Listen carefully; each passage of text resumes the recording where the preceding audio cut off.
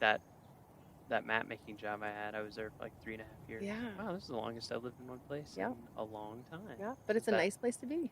It is a nice place to be. Yeah. How does the so it sounded like the Yosemite volunteer program was bigger. There's a little muskrat over there. Oh yeah, we got a muskrat in the lake, I think. Right? Maybe. What is that? No, he's fishing. It's a lure. Oh. It's a muskrat. I thought we had a moment. I thought we were having a moment. We might still, we might have a moment. Here, I'll keep looking. Is that a submerged moose? It has to be. It's gotta be. It's just doing the famous submarine technique. This is a good place to see moose. It so is. we might luck out actually. That'd be nice. If we're out, keep looking. So Yosemite's program a bit bigger. How does Rocky?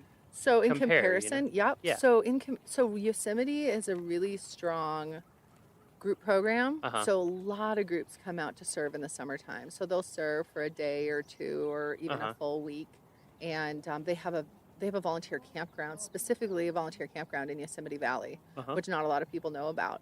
And so it allows them to bring in and accommodate a lot of volunteer groups.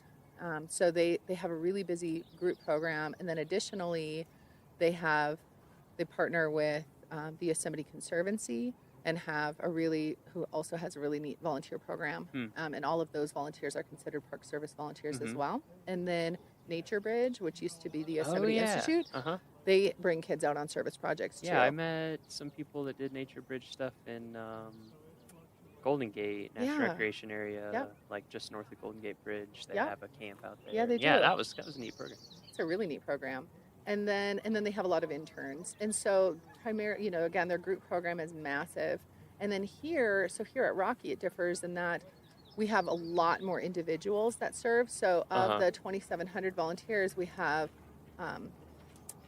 700 individual volunteers who are retirees and interns. And collectively, they served over 99,000 hours just last year. And so our individual program is massive here. It's huge, and it's just those people that drive, they commute literally an hour and a half one way.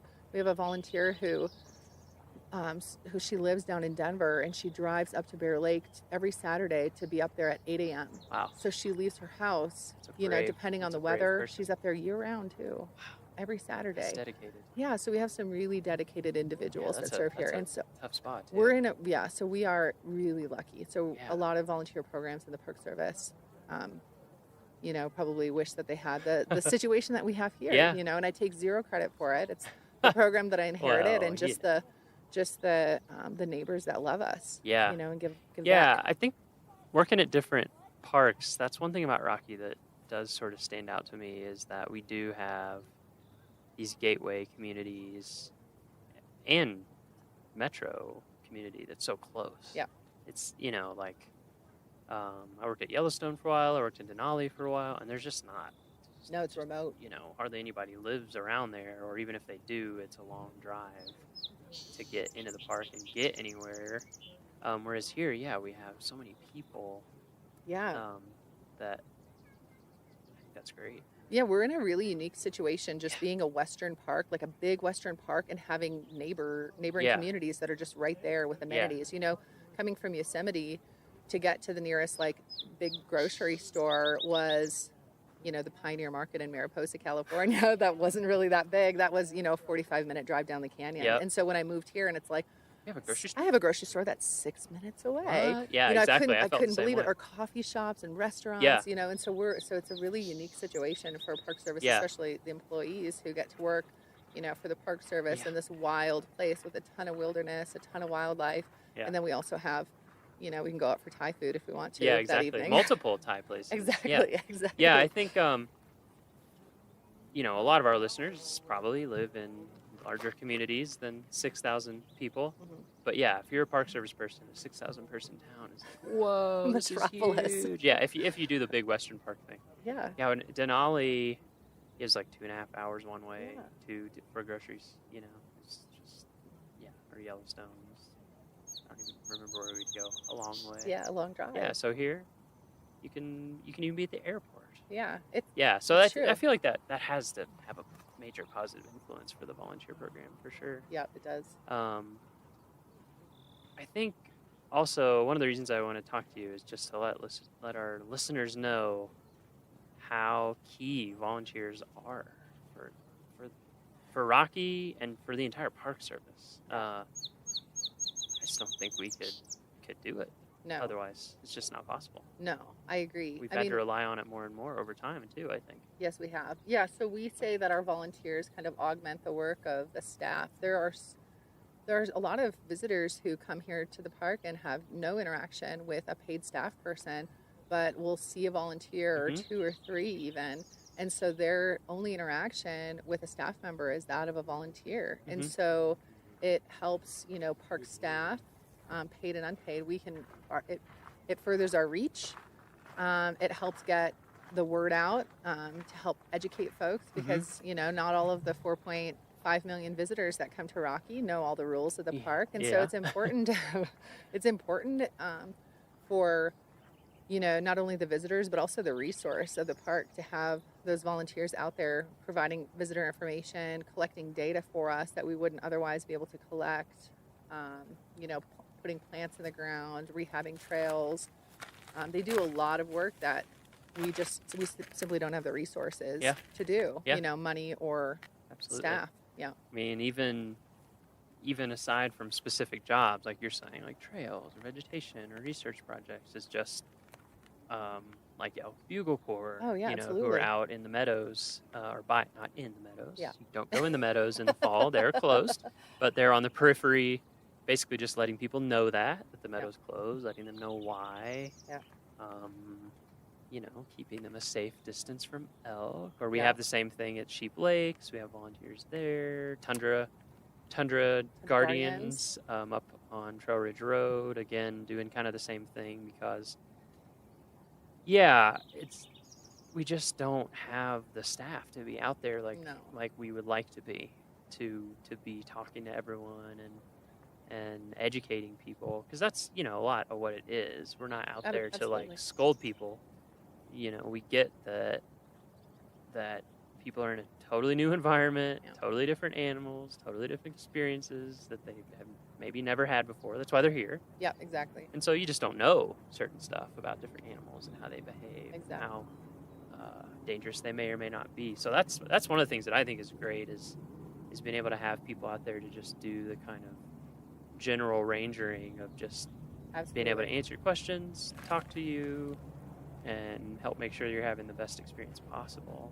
Exactly. And a lot of what they do too is preventative search and rescue. Oh, that's true. Oh my word. Yeah, preventative search and rescue. Yes, at the trailheads especially. They visit with folks, and visitors might not, they might be very well aware and have their whole trip planned out and be very dialed in to what they need to do to get to the top of certain peaks.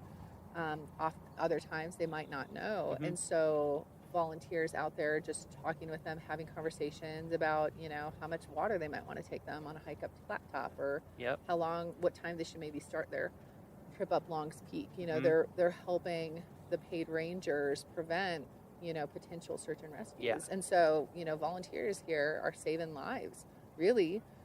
It's hard, you can't quantify that. Sure. But it's, they're educating folks and helping them to make some really good decisions when they're out there on the trail. Yeah, that's a huge one. Yeah. I've mentioned it before on a couple other podcasts that we're working on, like a preventative search and rescue, or we call it PSAR. We like acronyms, and the NPS. Yeah, we do. Preventative search and rescue, for longs and just generally at every trailhead. Yeah. Because like you said, just saying hey, do you have water? Yeah, exactly. Or do you have a way to treat water? Don't just drink it. But those are some nice looking flip flops. Where are you going? Yeah, exactly. I'm going to Sky Pond in these flip flops. Wow. Okay. Yeah. Are you really big into barefoot running, or? Yeah. Because you never know. Are you a hobbit? Yeah. Maybe. Do you stand on nails in the evening? Because otherwise, it might not work out. Also, there's snow. Yeah, that's still. True. Yeah, that's true. Yeah. Yeah. That's another big one too. I think is a lot of our volunteers, they just love the park, and so they're out in the park. Yeah. They have I feel like a lot of times they have more time to be out in the park than we do. Yeah, they do. The staff, sure. and so for sure. a lot of times they can answer people's questions so well about like what is this trail like, and they'll tell you exactly because they hiked it like yesterday or 2 days ago, and yeah, they do trail and they can reports. tell you exactly what the snow is like and what to watch out for, which is super valuable. Yeah, that is. I agree. Oh, just got a mosquito. Good work. I haven't gotten it yet. Yeah. So, anything else about the volunteer program that you want to mention or make sure people know? I feel like we've hit a lot of the highlights. Group, individual. Yeah. It's important how big it is. Yeah. Go to our webpage. Yeah. To find out more. I feel like we covered a lot of it. Okay. I mean, the park is the volunteers are vital for the operations here at Rocky. Absolutely. I mean, like they are in a lot of national parks, and so we're just really lucky. I feel like I'm really fortunate to have this job and to be able to support the volunteers and support the staff who rely on volunteers to assist them in the different operations. And anyways, it's been a treat. So to end, or to move towards the end, sure, we'll talk a little bit more about you again and just general life stuff. So as we talked about, you had a certain path going. You're from Wisconsin, born and raised, never left until that internship. Was your family big outdoors family? Were you outdoor stuff? No, not at all. We would go camping.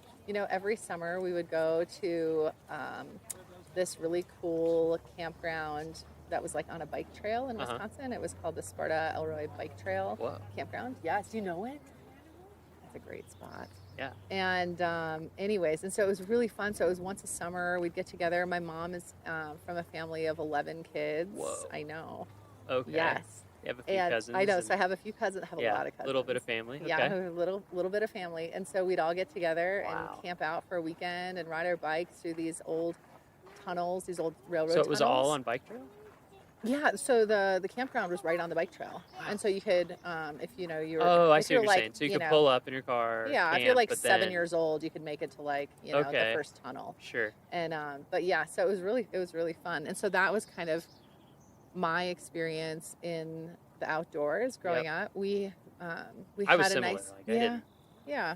I would do like a Boy Scout camp out once a year, and that was pretty much it. We had a yard with kind of woods, and so we had a little fort, and so we loved to spend time outside. I mean, my parents encouraged us. We spent a lot of time playing outside. I mean, those are some of my favorite memories growing up with my siblings and my cousins, is running around playing out in the yard and going swimming and ice skating. My dad would flood part of our backyard and make an ice rink and snow blow a mountain in our backyard, a mountain, quote unquote, for us kids. Yeah, for us to sled on. And so we spent a lot of time in the outdoors, playing outside, but not really, out hiking trails and that kind of stuff. That I didn't really get to until I was a little bit older in my 20s. But I was the same way. I was in my 20s. Yeah, and in terms of, like family vacations, we would take, our first the first national park that I remember going to was Mount Rushmore. Oh, okay. And so living in Wisconsin, we would go, our vacations were like wherever was in a day's drive of Wisconsin, which a day's drive could be like Florida for my dad who loved to road trip. Yeah, it's less than 24 hours. Exactly. So it's a day. Or it's like, pretty much. That's right. And so... so that was, my first kind of introduction to the Park Service was going to Mount Rushmore, and we'd go out to a good DC. Introduction. It was a great introduction. Black it Hills really are was. really amazing. The Black Hills. This is Black Hills. They're a bizarre place. I got when I was little. Nice. Yeah. Anyways, and so we, so that was our family growing up was doing our annual camping trips and playing outside. When you did these internships, was there like a moment when you're like, yes, this is it? Or was it just kind of, this is fun, and you just kind of kept doing... It was really fun. I mean, it was really fun. Yeah, like I think each one what drew you into just, it? Or like, I'm going to keep doing this. For like to keep doing the internships? Or just to keep doing park stuff. Yeah, well, so... I loved being outdoors. I loved just the idea of traveling and having a new home every 3 months. It was just a wild adventure. For a while. Yes, absolutely. And at that point, I realized that I could live basically anywhere for 3 months. I really could. Sure. I could live in Oh, sure. a single wide trailer in the middle of the desert with a Yeah, there rattlesnake you go. living under, for 3 months, or I lived at the petrified forest with a giant desert centipede Or you in my said back room. you did cruise stuff in Alaska, Yeah, I right? did. Yeah. So when I graduated from college, I finished and I had my degree and I had this really cool experience, and I was just trying to figure out what I wanted to do with it. And when I lived out in Washington, D.C., I had one of my fellow interns, Jeffy P., who he went off to do all kinds of fun adventures as well, and he worked for a cruise company, and it was like a pocket cruise company, so small cruise Really ships small. that had between 30 to 60 passengers. So you could really get up into you can get up into all those the stuff inlets down there and in stuff. Southeast Yeah, it had Alaska. just a 7-foot draft, so Wow. 7 feet of the boat was underwater, so pretty. Wow. So we could sneak into some really cool Yeah. places. And and so he told me about that job. I applied for it and got it, and graduated in December, and moved out to Seattle for training with this boat company in February, and worked on the Columbia River in the spring and also in the fall, and that following fall as a guide, as a kayaking guide, as a naturalist on board this boat. And then in the summertime, we spent our time up in Southeast Alaska, ducking into some really cool passages. We got to go to Kenai Fjords and Admiralty cool. Island and Glacier Bay every week. I never got down to Southeast. I worked in Denali. Amazing. And people are like, oh, you go to Southeast Alaska? And I was like, well, it's really far away. And I work all summer, but I would love to. Yes. Because it just looks incredible and totally different. And it's funny, when we were walking over the lake, we realized that, that you want somebody that I worked with in Alaska in Denali, who's like one of my best friends, you worked with in Southeast Alaska. It's a small world. That we both know him really well. So Eric, if you're out there, Eric Toussaint. We both know you. We both know you. And now you're hearing our voices. We won't give away your personal information. Yeah, it is amazing how small. It's a small world. It really is. And so I had that experience, and it was wonderful. And that was just a season that I worked for the company, and then I worked for the Southeast Alaska Guidance Association, which is a nonprofit that supported volunteers and interns. It was an AmeriCorps program for the state of Alaska. So I moved back to Alaska the next year, and I lived in Juneau for a few months, and then I spent the summer in Girdwood, Alaska. Yep. Girdwood, which was awesome. Yep, that was a great place to live. And supported 70 AmeriCorps members building trails in the interior of Alaska, which was really fun. Very cool.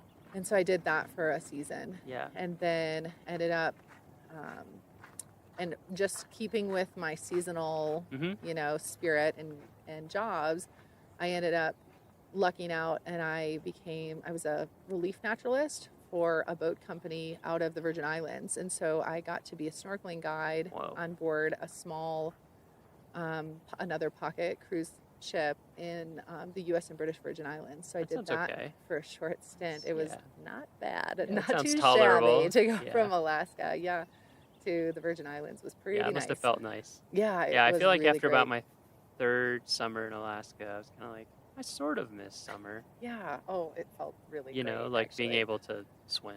Oh, yeah. I know. I was like, maybe I'm bored, because I thought for a while, I was like, oh, Alaska's it for me. And then when I went down, I was only in the Virgin Islands for like 6 weeks, maybe, like 2 months tops. Made you wonder, like, And I was like, maybe I'm more of an island gal. But I haven't been back to the Virgin Islands. Yeah, now you live at 8,000 feet, so who knows? Yeah. Keep being drawn back to the mountains. I know. And then in the winter, I'm like, maybe I should move back to the islands again. I don't know. You're a Wisconsin gal. I know, that's true. That's true. It's hard when you grow up with real winters. I know, I sure do. Did you like winter when you were growing up? In Wisconsin? Yeah, or were you just kind of like, it just was? This was the only option. Yep, this is what it is. It is what it is. It's just interesting meeting people, because I lived in the South growing up, like Kentucky, Tennessee, Mississippi, and then we moved from Mississippi to Iowa, and it was Southeast Iowa. So it's still, it's not Wisconsin-length winter, but it's still, it got cold. And the Rocky Mountain winter is pretty serious. It is. It is pretty serious. Up here in Estes. It's gonna start snowing again in about a month. I just want you to know that, Miles. Just reminder. Oh, yeah. Oh, I know. Yeah, so we have to harness this. The thing that gets me up here is the wind. I know. It's so brutal. Nobody tells you about it. Well, or they do, but you just don't even.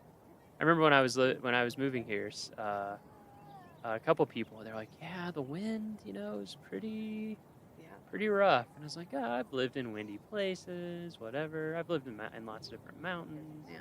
No, it's Nothing.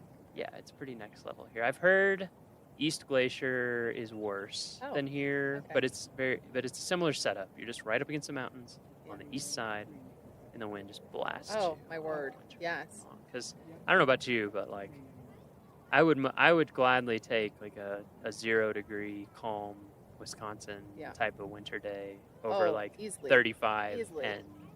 and knock you over. Yeah, wind. 100-mile-an-hour gusts or 80-mile-an-hour gusts. Yeah. There was one day in my first winter here where because I live in the park, so I have like a 2-minute walk to work, which is that's pretty nice. Sweet. And so I was walking to work, and it was just one of those days where the temperature was really cold and the wind was really blowing. And I thought, oh my word, I should have driven to work. It's it was that bad. Yeah, so I should have driven to work. And I thought, oh my goodness, we have this volunteer group called the Road Hogs, and they are just this super dedicated group of volunteers that do a lot of the roadside work in the park every single Monday, year round. Wow. Except for on holidays and when the weather's really terrible. Yeah. And I thought, oh my gosh, it's Monday. I sure hope that they called off the Road Hogs because this is just way too cold to be working. And I get to work and I called the supervisor and I said, hey, just checking, making sure that this group was called off. And he's like, yeah, we definitely called them off, but we still had 3 people that showed up. So they still, like, despite dedication. Absolutely. Dedicated volunteers. It was very dedicated. Yeah, they were very dedicated. So anyways, that was kind of a funny, experience with our volunteers and just showing up it was one of those. Oh yeah. Like, you just feel violated the moment you step outside. Oh gosh, it was terrible. There's nowhere to hide. Doesn't matter if you have on goggles, a face mask. It doesn't really matter. Yeah. You're going to take it. Yeah. Yeah, there's no option. Or you're just going to dream of when you can find some shelter. Exactly. Of some kind. Yeah. Okay, so we'll end with, this is a hard question, but we've asked it to everyone so far. So, what does Rocky mean to you? Oh my word. Because you've been here for 5 years now. You have a family here. Yes, I do. You have your job. What is it? From all these other experiences you're talking about, obviously internships and working in parks change the course of your life very seriously, as it does to many people. I think that's a story that people are going to hear come up again and again in this podcast. So you had all those experiences, but now you're here. So how does it... Yeah. Rocky has become our home. It's become my home. I feel like I'm very fortunate to get to not only work here, but also to live here in the park and have this wild place as my backyard. And so this is the place where, my husband and I were engaged. I got engaged here at Lawn Lake, Nice. And we started a family here.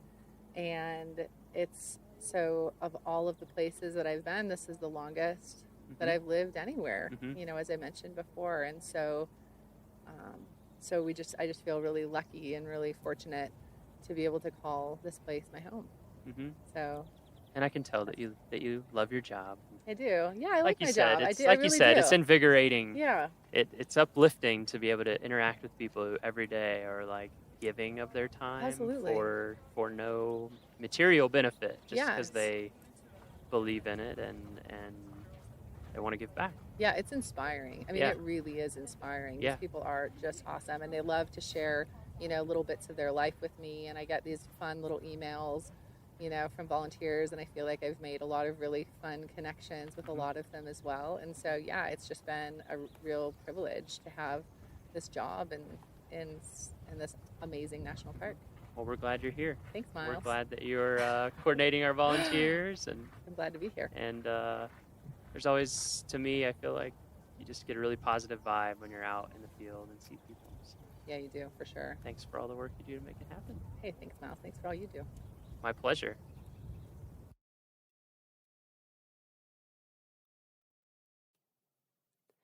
Our next episode will be released on Friday, September 8th.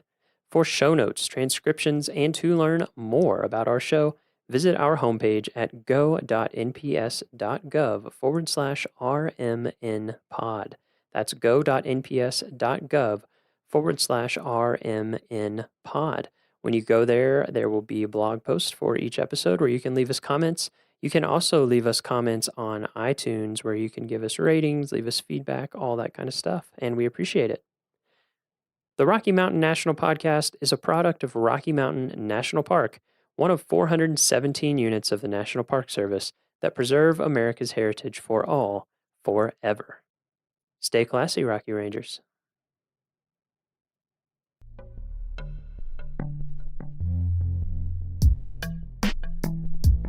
Hi, I'm Gabby. You're listening to Headwaters, a podcast from Glacier National Park. Hey, Gabby. I'm Daniel. Hi, Daniel. And this is the mailbag or Q&A episode. We're answering questions. Yeah, so listeners have provided questions for us over the last week or so. And I'll be asking you what the people want to know. Oh, you're asking me? I'll be asking you. I'm not ready for this. We're releasing bonus episodes this spring and summer to help visitors plan their trips to the park or to just generally get a feel for what's going on. What do you got for me? What do you think was our most asked question? I think the question that rangers get asked the most is, where is the bathroom? But I bet you people want to know, when is Going to the Sun Road going to open for the summer? Ding, ding, ding. That's right. Yeah. Yeah. Everyone wants to know, when is Going to the Sun Road going to open for the summer, because it feels like it's not summer till the Sun Road opens.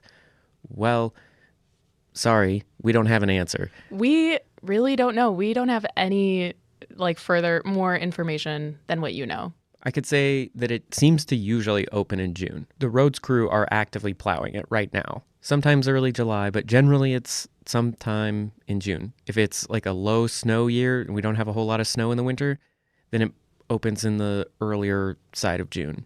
If it is a big snowy winter, then it's probably going to be later in June, if not early July. Or a rainy spring. Yeah, spring weather matters a lot too. Yeah, Mm-hmm. yeah. Bad weather, avalanches, all that slows the work down. Yeah. Hopefully it'll be open soon. I'm excited. It will definitely mark the arrival of summer. Angela says, can you just talk about beargrass? I will try. Beargrass is not a grass. It is a member of the corn lily family. It is a flower, basically. It has grass on the bottom, and what people love then is that every few years each plant will shoot up a big asparagus, Dr. Seuss type flower that looks like a giant Q-tip, sometimes like 3 or 4 feet tall. They don't pop up yearly, right? Right. As spring comes along like this, we're always like, is this going to be a big flower year? When was the last time we had a big beargrass year? But there's always some beargrass, and yeah, I love it. I guess we'll see what this year looks like. Shritavi asks, what are the places to visit without a vehicle reservation? That's a big one. Yeah. So in 2024, you do need a vehicle reservation, but that's only to get into the busiest parts of the park during the busiest hours of the day and the peak summer season. So if you're visiting in the fall, you don't need to worry about it. If you like to get up early or drive into the park late, again, you don't need to worry about it. It's just for those peak hours. Now, also, it's not for every area of the park. In summer 2024, entering into Two Medicine or the east side of Going to the Sun Road at St. Mary, you don't need a vehicle reservation for those areas either. And I promise they are spectacular areas of the park. Truly amazing. Yeah. Yeah. Okay, awesome. Hopefully that's helpful. And as always, check nps.gov/GLAC for more information and all of the details about vehicle reservation. Claire wants to know, what's it like working for the park? You've been working for the park for 7 years, right? This park, yeah. I've made a career out of working for the Park Service, and I love it. The best part about working for the Park Service is that you are working in and getting to, be a part of these amazing places. I love being a part of something that is like iconic of our country and our landscape, and a thing that we all share together. Working for the parks is amazing. I highly recommend it. Go to usajobs.gov and watch for ranger postings. Give me another one. Give me a hard one. Yeah, okay. Olive asks, what are people most surprised about after visiting? Maybe a big surprise is how cold and how like wet the weather can be, especially in the first half of summer. Totally. Like in West Glacier or East Glacier, it'll be beautiful and sunny, and then you go up to Lagoon Pass and it's snowing. Like literally snowing. Yeah. The other thing I think that can surprise people about the weather is how in the second half of summer, how hot it can be. They'll be like, oh, it's Glacier National Park, it's the mountains, it'll be cool. But then they start going on a hike with one little water bottle and they're like, oh. It's hot. It's over 90 degrees and yes. kind of humid. And yeah, it can get really hot. Yeah. Last summer it hit 100. Wow. So Jack has a question about construction. Okay, Jack, here's the situation. In Montana, we have 2 seasons, winter and construction. Haha. Yeah. And here we are entering construction season. There's all kinds of jokes about this. You know, the traffic cones that they put out around construction sites. The bright neon orange. I've heard people joke that that's, Montana's state flower. I think other states make these jokes too. Definitely, yeah. But it's true, the window for construction in Glacier National Park is pretty small because we have such a long winter season. So you have to squeeze all the repair and update, projects into a pretty narrow window. So you can hear the construction going on outside right now. There is construction going on in the park, a whole bunch of different areas. They're working on bridges. They're putting in new sewer lines. They're doing a lot of work. So it will most likely be a part of your visit. Yeah, but if you're just flexible, it shouldn't be a big deal. Yeah, not a big deal at all. Check nps.gov/GLAC for all of those construction updates and all of those details as to where those projects are going to be. Yeah, that's basically the answer to everything. Go on our website, check it out. Yeah. Plan ahead. Okay. This is maybe one of my favorite questions that we got. Miss Curly Girly asks, is the damage reversible? This question is sort of silly and also kind of deep, and right. Which is fun. Having no idea what Curly Girly is actually asking about, I would say let's be optimistic. Let's envision a better future than the one we're living in. Totally. The damage is reversible. We can fix things that are broken, and we can imagine better futures. Absolutely. This is a little bit of a history question. Are you ready for this? I'll give it a shot. Zach wants to know, how did the whole Glacier-Waterton connection come to be? Well, that is a good question. Basically, there was a Rotary clubs. These are like community social clubs, and they started talking about how these 2 national parks that share an international border could be and should be an example to the world about international peaceful cooperation. Mm-hmm. And they sort of developed the concept, and everyone liked it, got behind it, and in the 1930s, the world's first international peace park was born. Glacier-Waterton.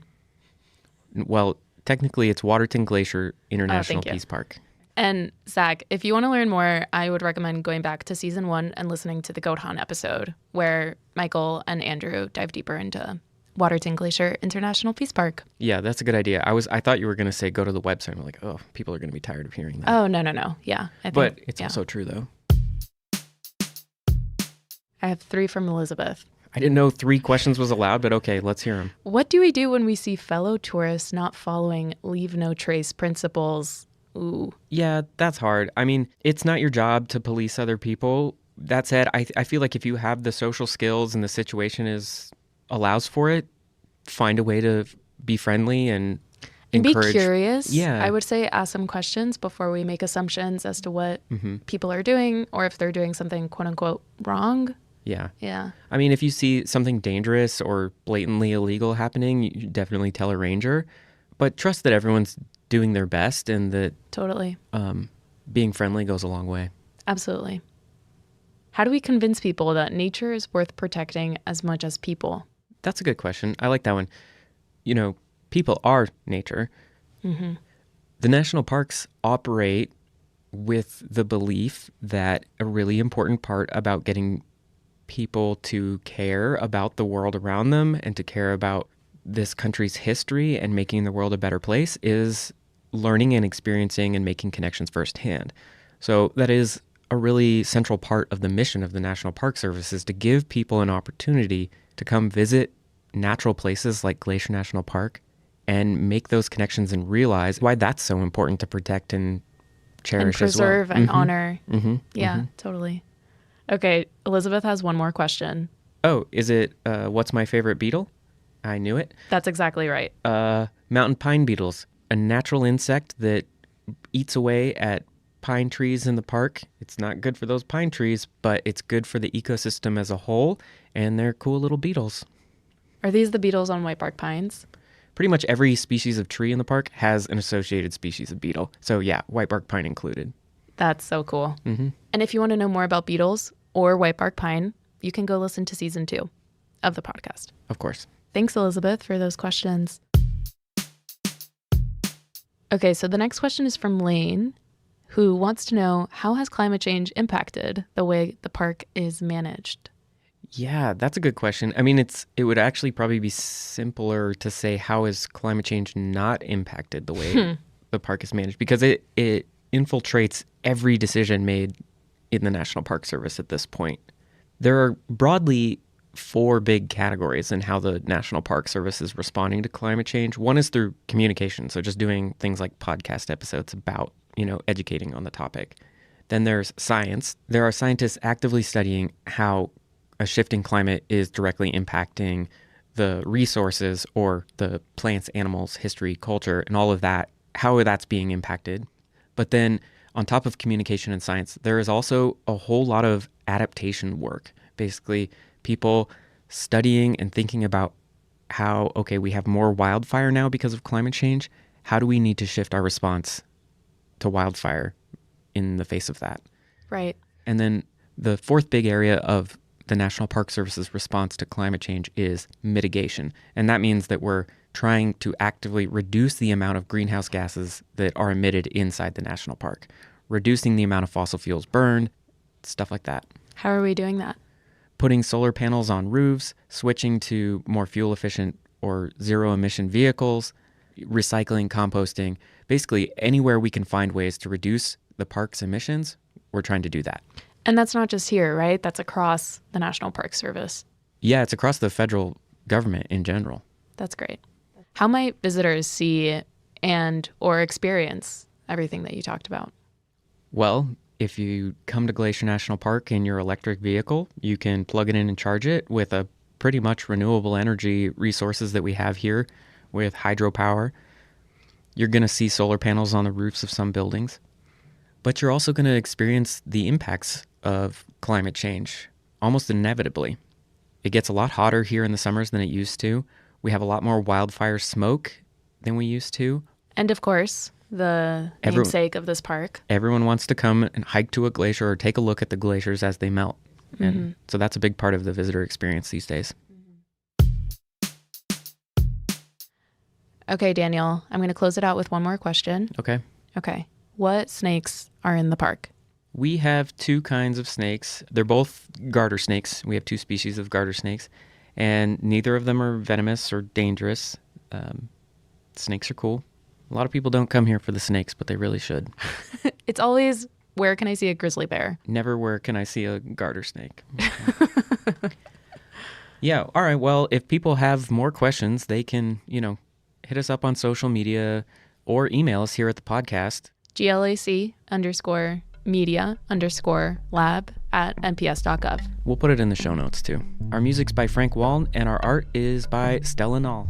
They're both great. Check out their work. Their info's in the show notes. Headwaters is made possible with support from our nonprofit partner, the Glacier National Park Conservancy. We absolutely could not be doing this without them. Check them out at glacier.org. If you have a moment to leave us a review in your podcast app, that helps so much. Thanks for listening.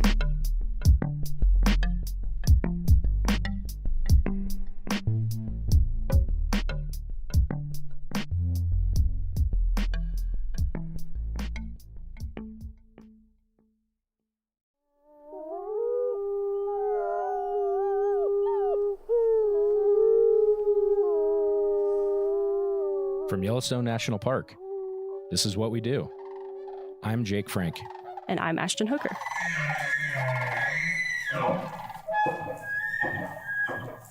Ashton, Hey, Jake. how are you? I'm doing pretty good. How about you?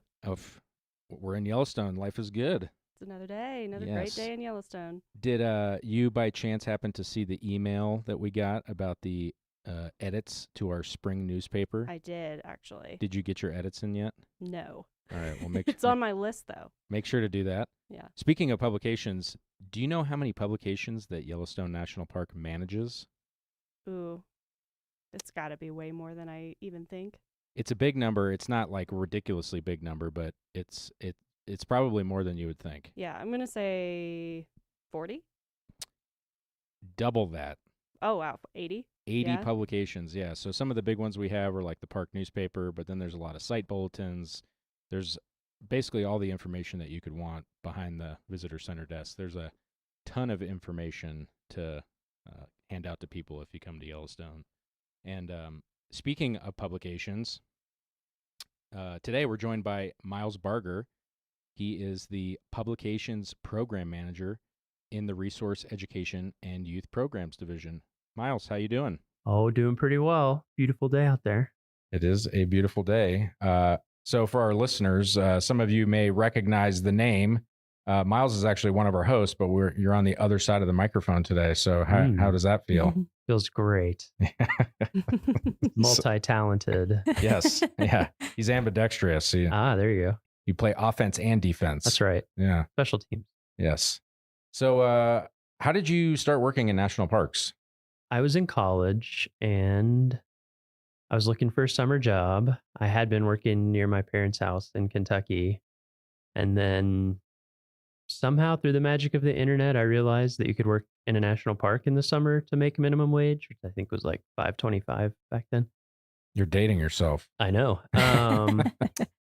Yeah, you could work in a national park and make minimum wage instead of being at home doing it. So I thought that's interesting.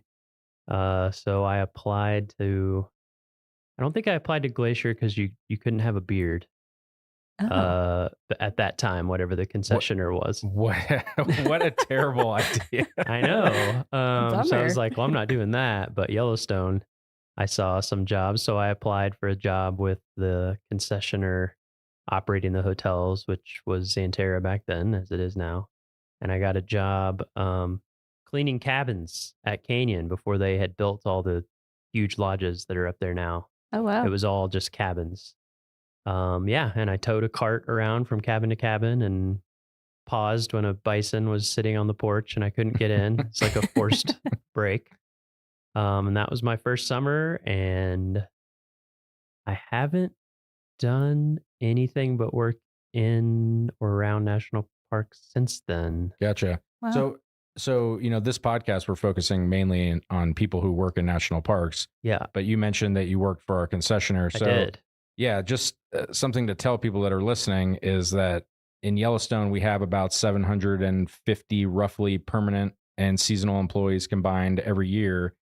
But what's that number in Xanterra? It's like over 3,000, right? I actually was just looking at this number for one of our publications. It's about 3,200 seasonal concessionaire employees in the summer. So many, many more. Yeah, it's like 5 times more employees. Yeah. So for people who want to, if your main goal is to, like what you were, is to live in a cool place. Yeah. In addition to Park Service jobs, there's the Xanterra, there's Delaware North. If STGI runs our clinics, and then Yellowstone Forever. So it seems like all of those different entities. A lot of my jobs were with nonprofit partners. Like I worked for Alaska Geographic.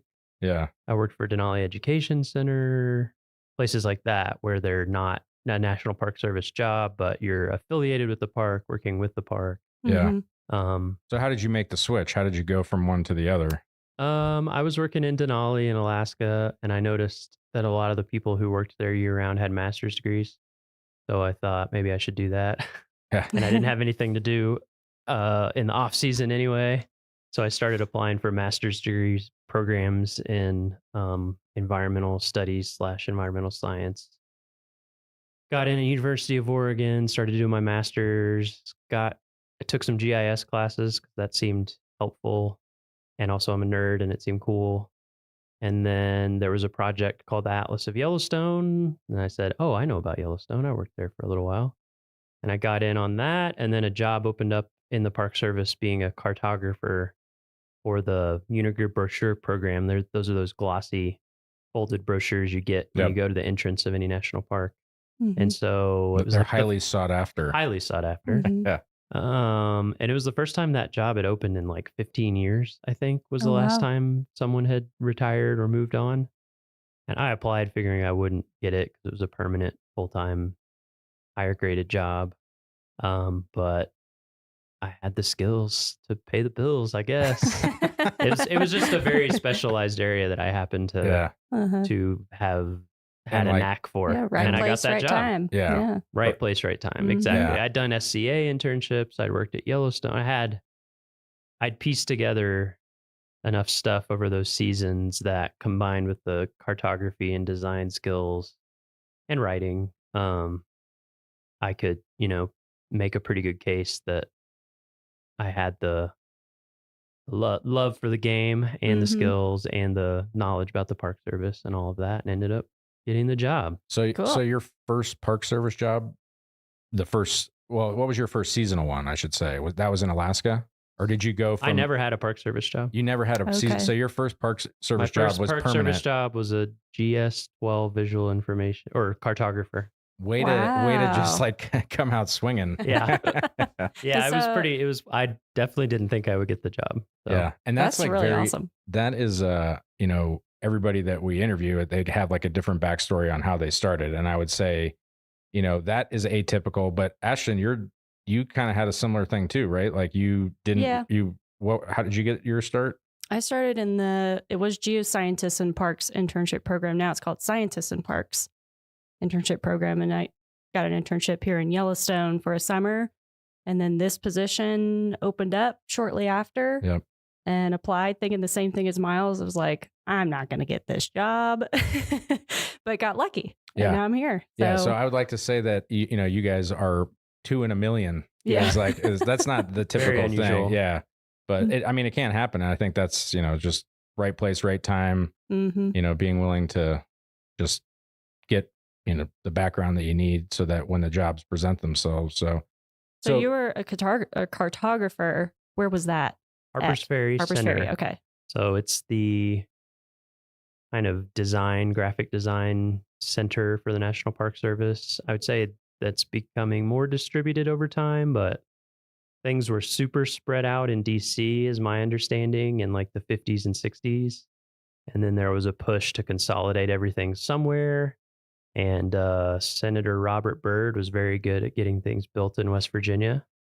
And so, Harper's Ferry, West Virginia is literally as far east and close to DC as you could possibly be in West Virginia. So it's right on the corner. It's like the lowest elevation point in West Virginia. It's a beautiful spot. It's where the Shenandoah flows into the Potomac. Yeah, I've sat on the confluence there and had lunch. It's very pretty. And so it's a building full of people who do. That's where the brochure program is, waysides, exhibit design, AV, all sorts of stuff. So between that job, your first Park Service job, and now the publications program manager, did you have some things in between, or did you go from I did. I was there as a cartographer for almost 4 years. And basically I missed being in the Western US and I wanted to get back into a park and operations. The cartographer job was cool because I got to see like the breadth of the Park Service and how many different types of parks there are, and worked with every kind of park you can imagine, from like a tiny Civil War, not even Civil War, tiny Revolutionary War battlefields, all the way up to huge parks. And there was a job in Rocky Mountain National Park as the visual information specialist there. And I applied for that and got that job. So I moved to Estes Park and worked for Rocky for 5 years.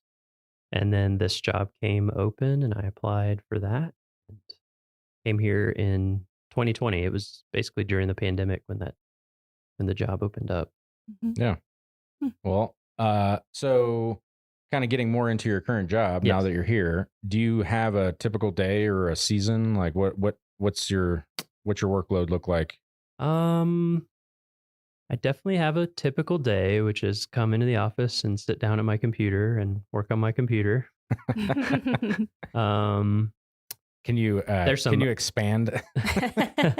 Yeah, so Being the publications program manager here, I'm in charge of not all the printed stuff, but the majority of printed things for visitors and for staff, like internal and even concessioners. We make stuff for them as well. There's approximately 100 products when you add up all the site bulletins, which are, the folded black and white things that you get at visitor centers. Oh, so I was off, Ashton. I said 80. So yeah, well, that's a lot. It's something. Maybe it's 80. It depends how you count things. Yeah, and Do also you count all the different translations as separate things, Sure, yeah. or not? Right. Yeah. It's a lot of things. So yeah, depending on what the time of year is, I work on those. I would say my seasonality is kind of the inverse of a lot of people in operations, which operations is like, the front line, people who interact with visitors and are busiest during the summer, which is obviously when we're busiest. But I have to write, edit, get reviewed, and get ready for print, which printing takes a lot longer than putting things digitally. It's anywhere from 6 to 8 weeks. You have to submit something before you're going to get the printed version.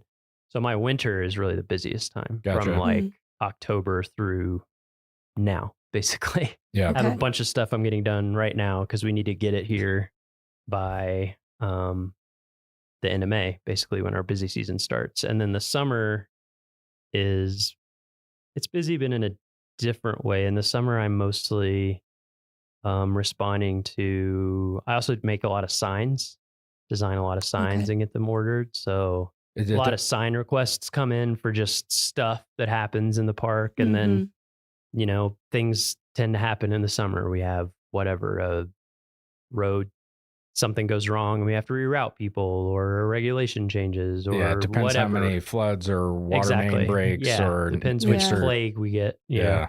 So I'm kind of responding more short term to things like that, and like sending things to people in the field, getting things, taking requests for publications that people need more of, and then going out more in the summer to like visit places, talk to people, kind of see what the needs are. So those are kind of my two main seasons. So with that, do you have like an important, like, what for people who are interested in this type of a job, like, is there a skill or something that you would consider that it serves you well?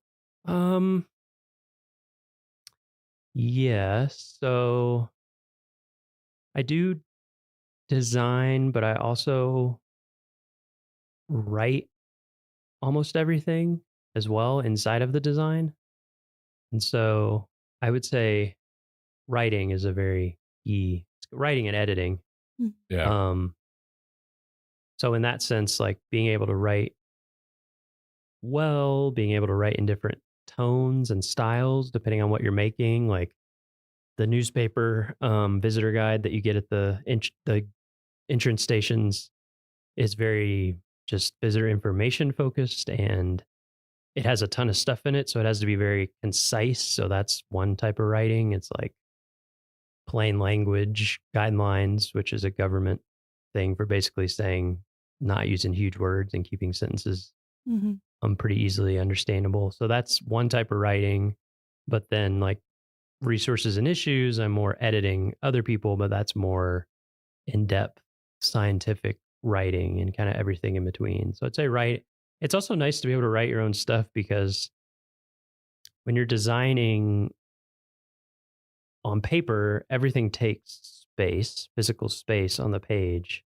And so a lot of the time you need to be able to edit for space as well. So it's nice to be able to go back and forth to make things fit, or like I'm OCD about columns being all the same lengths and things. So it's like, oh, I want to edit this to be like 7 words longer. Things like that. And then detail oriented. Exactly. Detail oriented. And then there's the design side of things. I think that's a tough one for me. There are skills you can learn, but I also think there's a certain je ne sais quoi that some people have and some people don't when it comes to design. But that's an important skill. And then there's all the technical stuff of like No, we use Adobe products, InDesign, Illustrator, things like that. But the something like Figma or GIMP or whatever, all the different open source things are very similar. But knowing how to run those programs well and do what you need to do, being like proficient and facile in those things, and then I make a lot of maps as well. I guess I wouldn't have to do that. Most people probably would call in on the GIS shop at their park if they have one to do that. But since you have that skill in your back pocket. Yeah, which is also, again, like the writing is a nice skill to have because you can design for your own space and stuff. So my job before I came to Yellowstone was in Glacier as a visual information specialist, similar to what you were doing more likely in Rocky. I was very hesitant to write anything, and because it's like that's why I take pictures, because I'm not a solid writer and I let my pictures do the speaking. 1,000 words each. Yeah, exactly. I was like, I'm a prolific writer through photography. But when I came here, I was able to kind of do the same thing because there were people around me that were writing. But then as I got more into this job and started, changing things like the products that we were making, that Cam was asking us like, hey, do this or do that. There was no one to write. And so you just kind of had to write for yourself. And that is a skill that I picked up. And I would agree, like writing is I had to do writing in college, but you're like writing for that is very different than writing for the web or writing for social media. It's just like, it has a different tone and really kind of like getting comfortable in that. So I would echo that writing is a really a solid thing to do. And it seems like kind of like a lost, it doesn't seem like it's emphasized as much on, like, with everything is 180, or 280 characters. So it's like, that's a skill too, to try to be succinct, but also like if you need to write more than that, that's, good thing to practice. Yeah. Yeah. I was an English major and music composition major in undergrad. I think both of those things help. The music one's harder to explain, but it's similar in a lot of ways, I think. Yeah. And also when I did seasonal work, I was a guide. Okay. So I was taking people on hikes and teaching classes and stuff all day long. And I think that has been helpful too, because it's kind of that skill of learning how to take a bunch of information and synthesize it. Yeah. And I'm curious. So in your current position here, what's like the biggest publication or the one that takes the most time and effort or project? Like what's the thing that takes the longest for you to work on? Resources and issues. Yeah. It's a 300-page book. Okay. So I always get the feeling every season that I would like to just start it over from scratch. But then I remember it would probably take 5 years, honestly, of full-time work to do that at least. But yeah, that's the biggest. Yeah, that's a beast. That's job security, Miles. True. Yeah. That's the biggest by far. Everything else pales in comparison to that. So like out of the, the writing, designing, like all the kind of things that you mentioned, do you have any of those like kind of stand out as your favorite that you like to do? Making maps is my favorite. And I love when I get the chance, which is not very often because of time, but I love just like starting something over from scratch, just like forget that it exists and make it brand new. So I guess I would say like, what would that be? It's almost like book design, kind of, where of course we don't choose the fonts because we have the fonts, but you're kind of choosing the architecture of things, like what kind of columns am I using in baseline grid and designing all the styles and all that kind of stuff, I think is probably my favorite. What's your least favorite? Because like that's why they pay us. It's like you can't love everything. Yeah. I think my least favorite is just when there's so many things that need doing that sometimes they just need to get done and updated. Yeah. Or I should say, what's the most challenging part of your job? And because it's like you can like everything, but what is the thing that makes it difficult? I would say one of the big challenges is this is a big park. There's a lot of information. Yeah. And there's a lot of people who specialize in things. But like something like the newspaper visitor guide, I don't even know how many people review it, like dozens. Yeah. And so sometimes it's coordinating all the different needs of different groups of people. Herding turtles. Yeah, exactly. Yeah.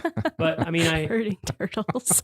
I wouldn't say it's difficult, but I also enjoy it because you get to learn a ton about a park. Like you get to learn about all not the different only all these perspectives. different subjects and information, but also the different perspectives. Like the language on a sign for visitor resource protection or law enforcement purposes is very different from, like, if you have a sign about fishing or a wayside, the fisheries biologists have very different goals for that than the people who like want to enforce regulations versus the interpretation side of it. So I enjoy it, but that is definitely a skill that I've had to learn. I think that's kind of a perk being in like the communications field, is you kind of have to be exposed to all these different perspectives. Yeah. Because you're writing, you're editing, you're designing, you kind of have to know a little bit about everything. And so I think it helps to be curious. It definitely helps to be curious. I also think that there's a lot of things about my job that I've had people say, like, how do you stand that? Or I'm making a thing and there's going to be 200,000 copies printed of it. Pressure of that. And to me, I'm like, whatever. So I think, but there's other people's jobs that seem super stressful to me. And they're like, oh, I love it. Yeah. It's just whatever you're used to, it seems like. Yeah. And like what you enjoy. So I would say that's one tip, is like find the things that you enjoy that other people don't. That's a good niche for you. Find your niche. Yeah. Yeah. Like play, instead of trying to improve the things you're not good at, like play to the things that you're naturally into. Murph, he said he likes pumping sludge. Yeah. Exactly. Yes. That is pretty niche. Yeah, when we said, what's your favorite part of your job? And Murph said, pumping sludge. Yeah, you're like, all right. Yeah, okay. Job security. You're in the right job. So how do you feel that your job contributes to this larger mission that we have here? You don't get to interact with people on a one-on-one basis, but do you kind of scratch that itch? Yeah, sometimes I have to remind myself, because I am sitting in front of a computer mostly, and it's a little abstract. As opposed to, when I used to guide 15 people on a hike and you get that immediate person-to-person feedback. But then I remind myself, like, 4 point whatever million people are going to come here every year, and probably they're all going to interact with something that I made. So I think it's safe to say, like, almost every person is going to see something that you made. Yeah. So it's almost like my ROI is a lot higher. Yeah. So you like your job, things are good. Do you have a defining moment, would you say, like in your career, or something that kind of stands out as to like, ooh, man, this is like, I made it, or that was a cool thing that you got to make or do or be a part of?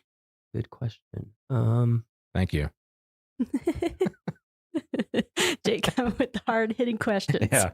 The first time I drove into Kantishna, which you can't do right now because the bridge is they're building a new bridge. But my first summer in Denali, I was a guide and we had to get out to Kantishna, which is at the end of the one road.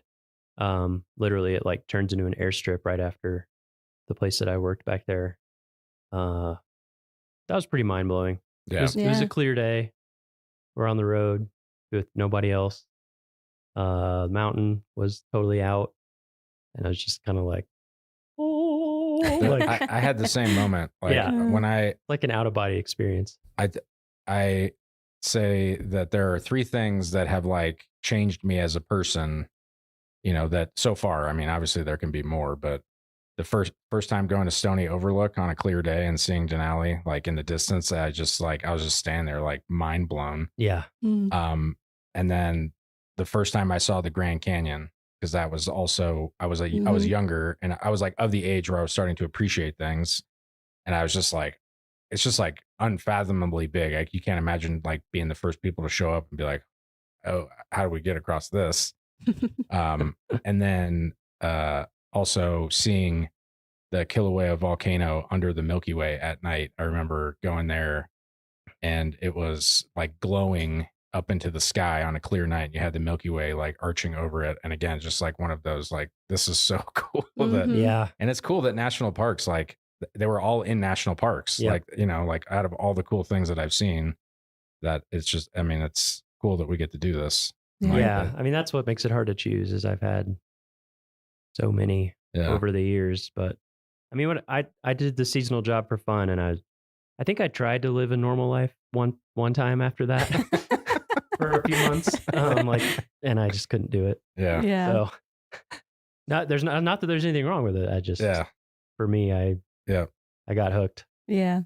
So for people that are interested in doing this kind of work, let's get into some of the details. Like if someone goes to USA Jobs, what are they? What's the series they're looking for? Yeah. So I think a lot of the interviews for this podcast, we've had interesting, weird job titles, but this may be the weirdest. It's traditionally these jobs have been called visual information specialist. It's 1084. Okay. I don't know why that's the title of the job, but it encompasses a lot of different things. It can be, it can range so much what that is. Because I've done a lot of digital stuff too. Like at Rocky, I was in charge of all the media, so you can be doing digital stuff, print stuff, audio, video. There's so many things. So that's one of them, but I think there's a movement right now to change a lot of the jobs, if not all of them, over to 1001. Is that right? Yeah, that's what I am. Yeah. So there's a recognition that visual information specialist doesn't quite cover all the things that these types of jobs do. So there's a move towards that. And then I would also say there's, as you guys know, there's public information, and a lot of times almost exact same type of job as my job is advertised under different public information things. There's also, like I said, there's subspecialties, like cartography, which in my mind is a subfield of design, or like writer editor, audio video production specialist. That was a job I had too. Yeah. So I think look for 1084, 1001, but also when you're on USA Jobs, just search for terms that apply to what you're interested in terms of like audio video or editing or writing, and it's kind of all over the place. Yeah. And I don't think we've said this yet, but like on OPM, there's a list of all the jobs. So like if you go to the OPM website, it's like the 1000 series is all of the like arts. Right. So from like from 1001 to 1099, there's like a bunch of everything that we're mentioning kind of falls in there. And so it seems like if you're looking for it, you could set your alerts on a variety of those different keys, but it's good to know which ones specifically. If parks aren't flying them in a certain category, then doesn't make sense to, set an alert. You already mentioned all the training that you had, for the design and everything. Is there any other than the design aspect and knowing how to run these programs, like, is it required that you have a formal training, that you go to school for that? Or could you just like teach yourself how to do this? And you like, a lot of people grow up and know how to use Photoshop and stuff. I think you can teach yourself. Yeah. Yeah. I mean, a ton of it I taught myself. I think like you said, Ashton, curiosity is a big one, I think, for these positions. Yeah. Curiosity about different types of design work and audio, all that kind of stuff, but also subject matter. I did tons of personal projects, like I'd say I probably did more personal projects than work projects to get into this kind of stuff. Like whenever I was just seasonal, took a ton of photographs and had a blog and made books for friends and family that they didn't want that I thought were cool. Yeah. So it seems like you were interested in being creative and you just happened to find a job that it's just allowed you to do that. Yeah, it's just kind of who I am. Yeah. That's cool. Do you have any advice for people that, if they're looking to get into this career, just general advice? Make your own stuff. If you have some opportunity to, I definitely know people who've gotten into it who are seasonal or permanent in a different career field, and they are a photographer and they start working on their photography and they get really good at it, or they start writing stuff, or a lot of times I have projects that I need some help with from people out in the field who have that knowledge, and they can, it's not volunteering because they're doing their job, but and generally with parks, with federal, well, I shouldn't say federal, I just know Park Service, but you can spend up to 20% of your time on alternate things as long as they're, and so definitely I did things like that, and others, people in like interpretation or other staff do that as well. You can contribute to projects. It's always hard for me to give advice because I just kind of, It is a winding road. Yeah. I just kind of did what I was passionate about or interested in, and got lucky and it worked out. So it's hard for me to give it specific advice, but well, yeah, not so much like advice on like how, like what did you do that somebody else could replicate, but just like what are the things that are going to set people up for success. And it seems like the things you just mentioned were. I also would say I have a lot of print knowledge. I don't know how much I would invest in that moving forward for people.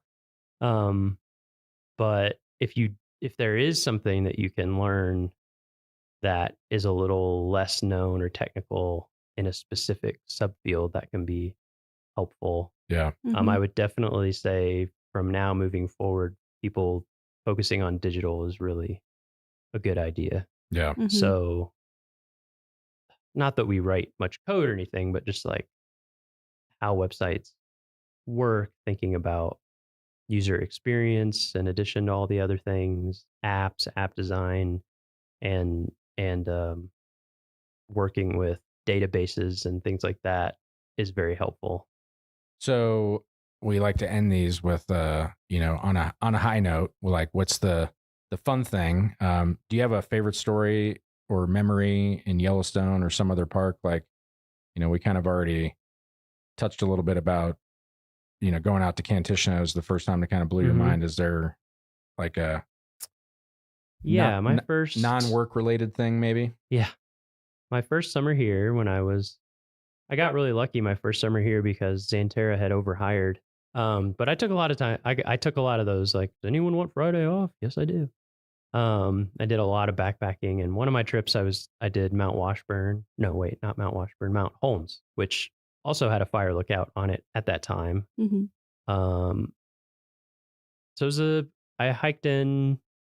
My plan was hike into a meadow, the next day get up, go to the summit, come back, camp, the next morning get up, hike back out, and be done. Kind of break it up. I think it's 20 miles round trip. Yeah. So that way I had like 5 miles in, 10 miles round trip, 5 miles out. Nice and calm. And so I did the hike in, camped at a backcountry site, and the next morning got up, and there's like a big meadow right before you kind of get above tree line for Mount Holmes.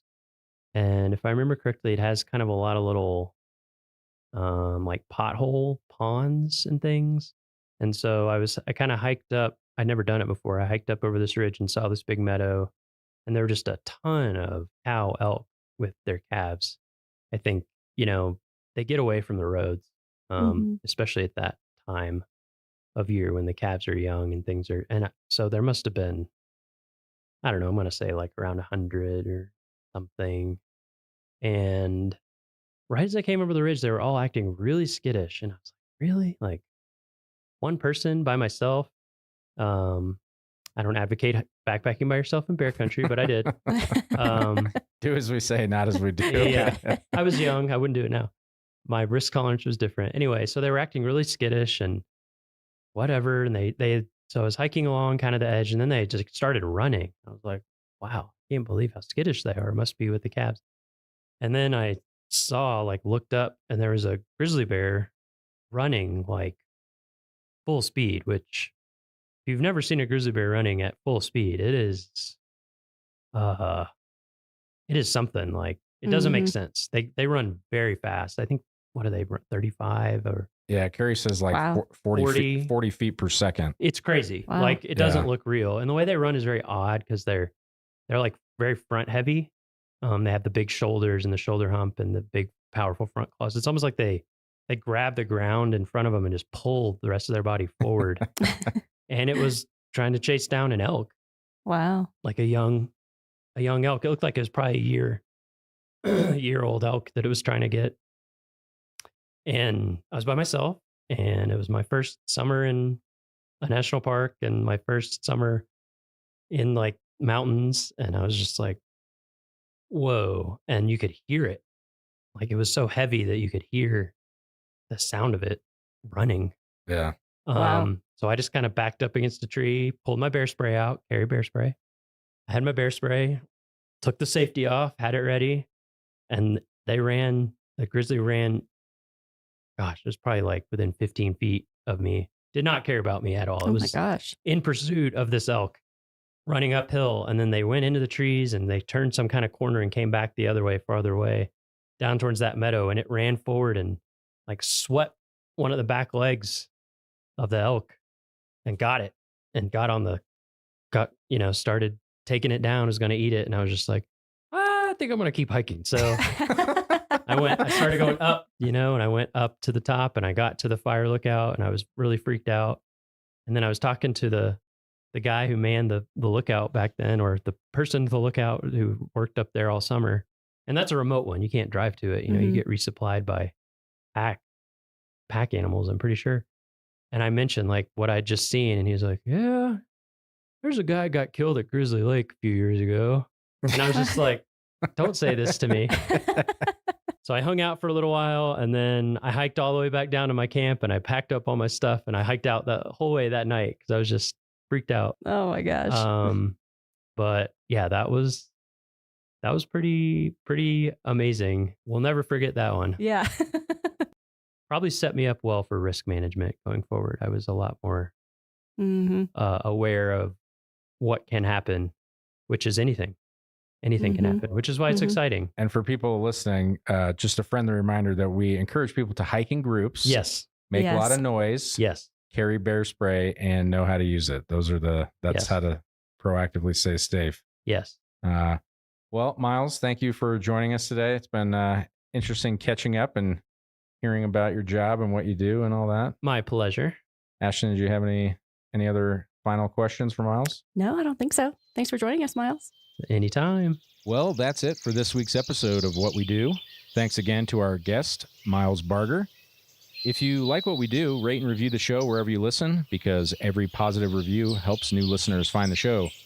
If you have questions or you want to learn more about a particular job, contact us using the form at go.nps.gov/whatwedopodcast. Thanks for listening.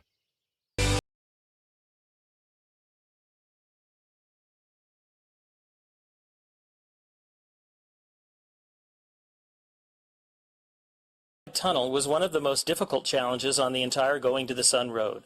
Built in 1931, the 408-foot tunnel appears to come directly out of Pegan Mountain, with waterfalls cascading down the portal.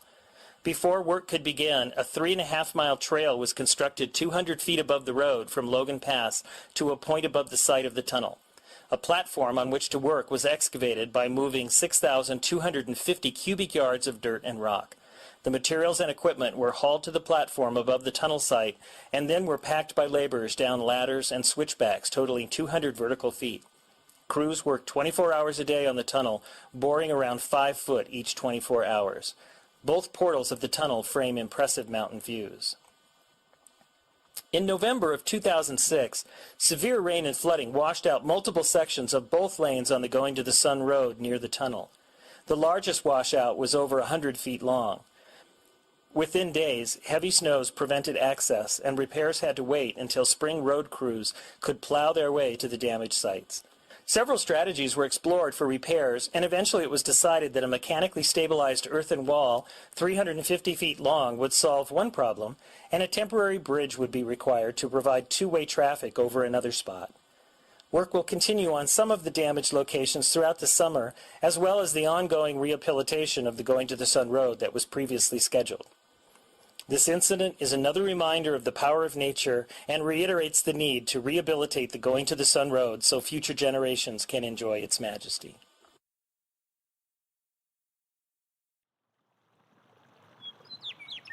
For Yellowstone National Park and the Acoustic Atlas at Montana State University, this is telemetry. It's a cold October morning on Yellowstone Lake. heavy frost covers the dock and the last few boats in the marina, while fresh snow blankets the Absaroka Mountains in the distance.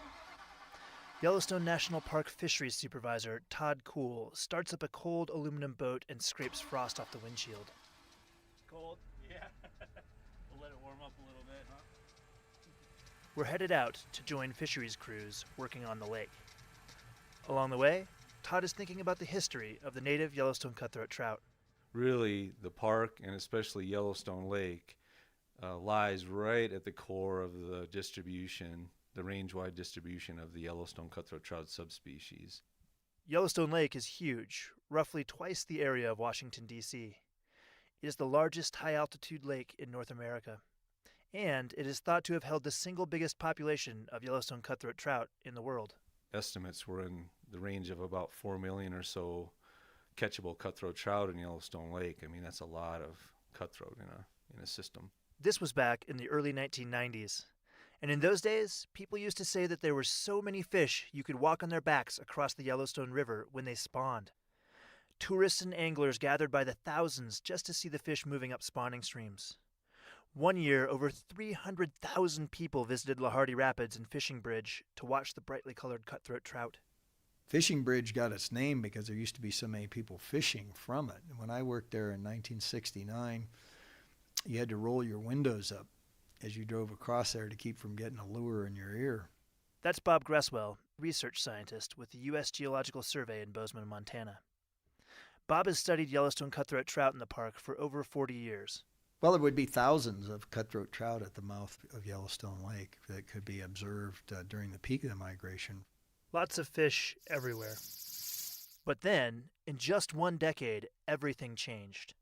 By 2005, cutthroat had practically disappeared from Yellowstone Lake.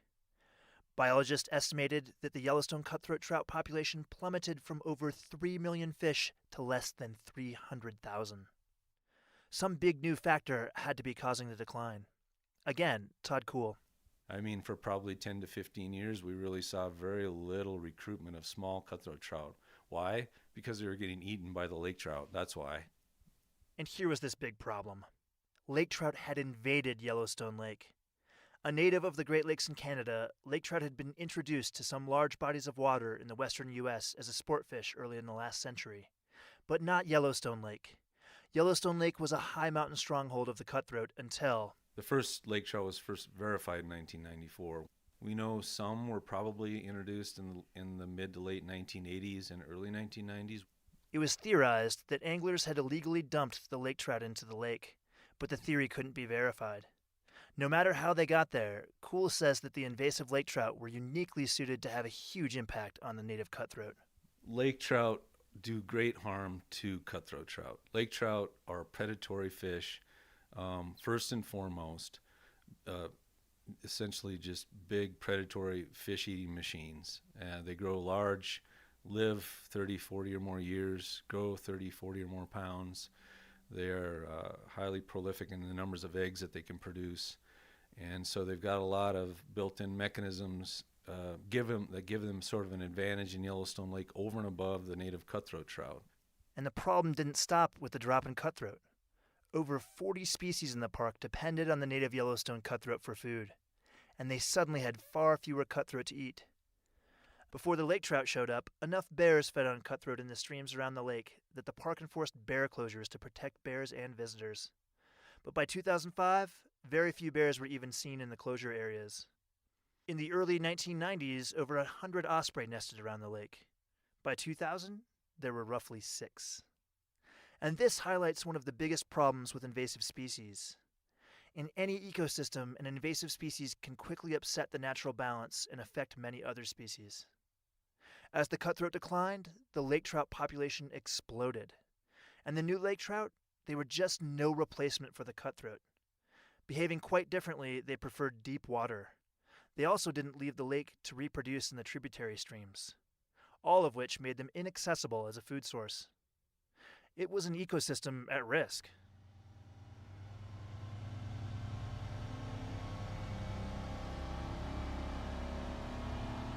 Todd Kuhl drives the workboat out of the Bridge Bay Marina headed towards the southeast arm of the lake, over 15 miles away.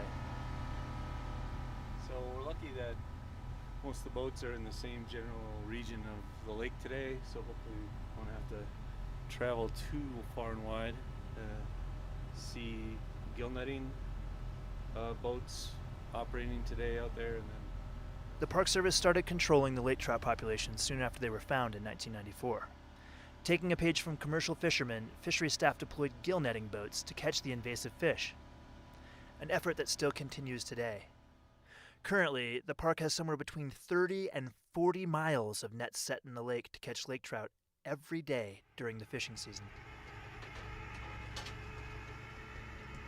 Buoys mark the locations the nets are set, and then workboats haul the nets full of lake trout up. As the net comes in, the crews pick the fish from the net. They note their size, weight, and sex, and then they slit them open and dump them back in the lake. And here is the next big challenge with invasive species. Once installed, it often takes a ton of work to control them. They can also be nearly impossible to eradicate. In 2016, more than 350,000 lake trout were caught in the gill nets, the highest catch yet in a single year. And this is the main effort to save the cutthroat, the effort to catch the invading lake trout until their population crashes.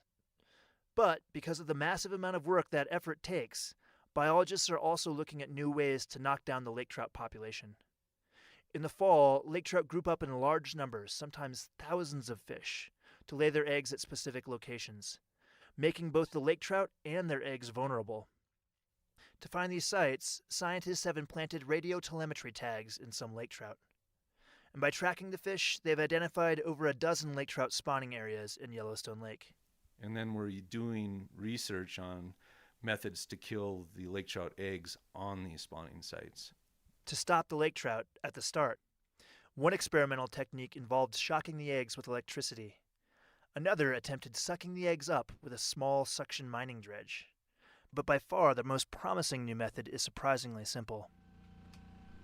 Fisheries technician Mike Simientowski stands on the deck of a gill netting boat with a large lake trout in his hands.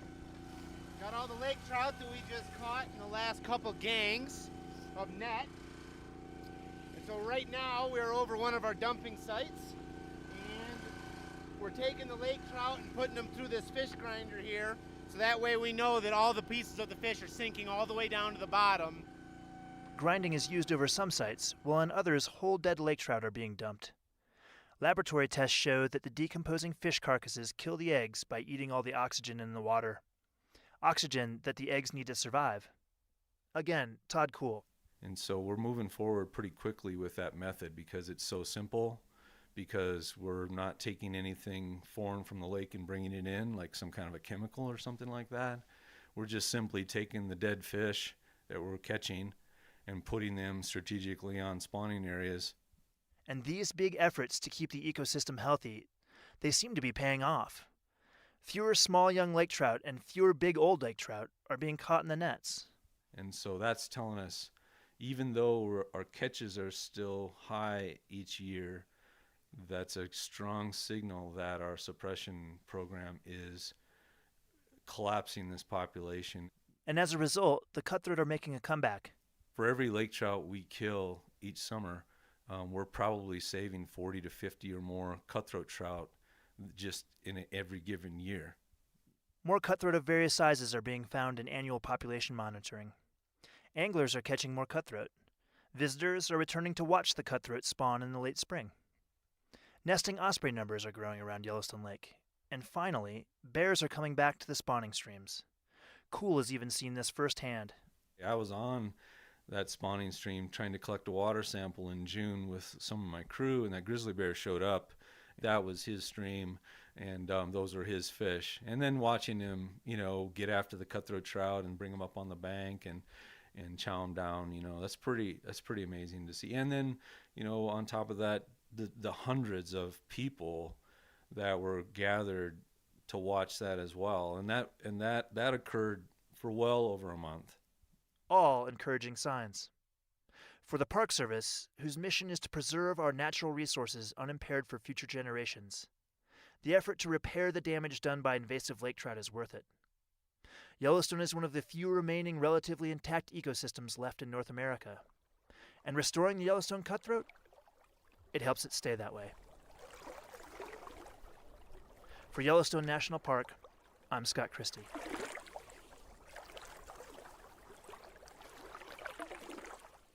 This podcast is supported in part by Yellowstone Forever and the Eyes on Yellowstone program.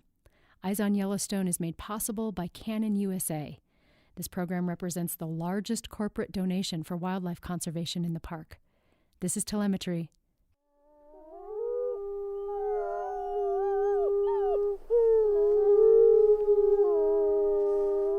From Yellowstone National Park, this is What We Do. I'm Miles Barger. And I'm Jake Frank.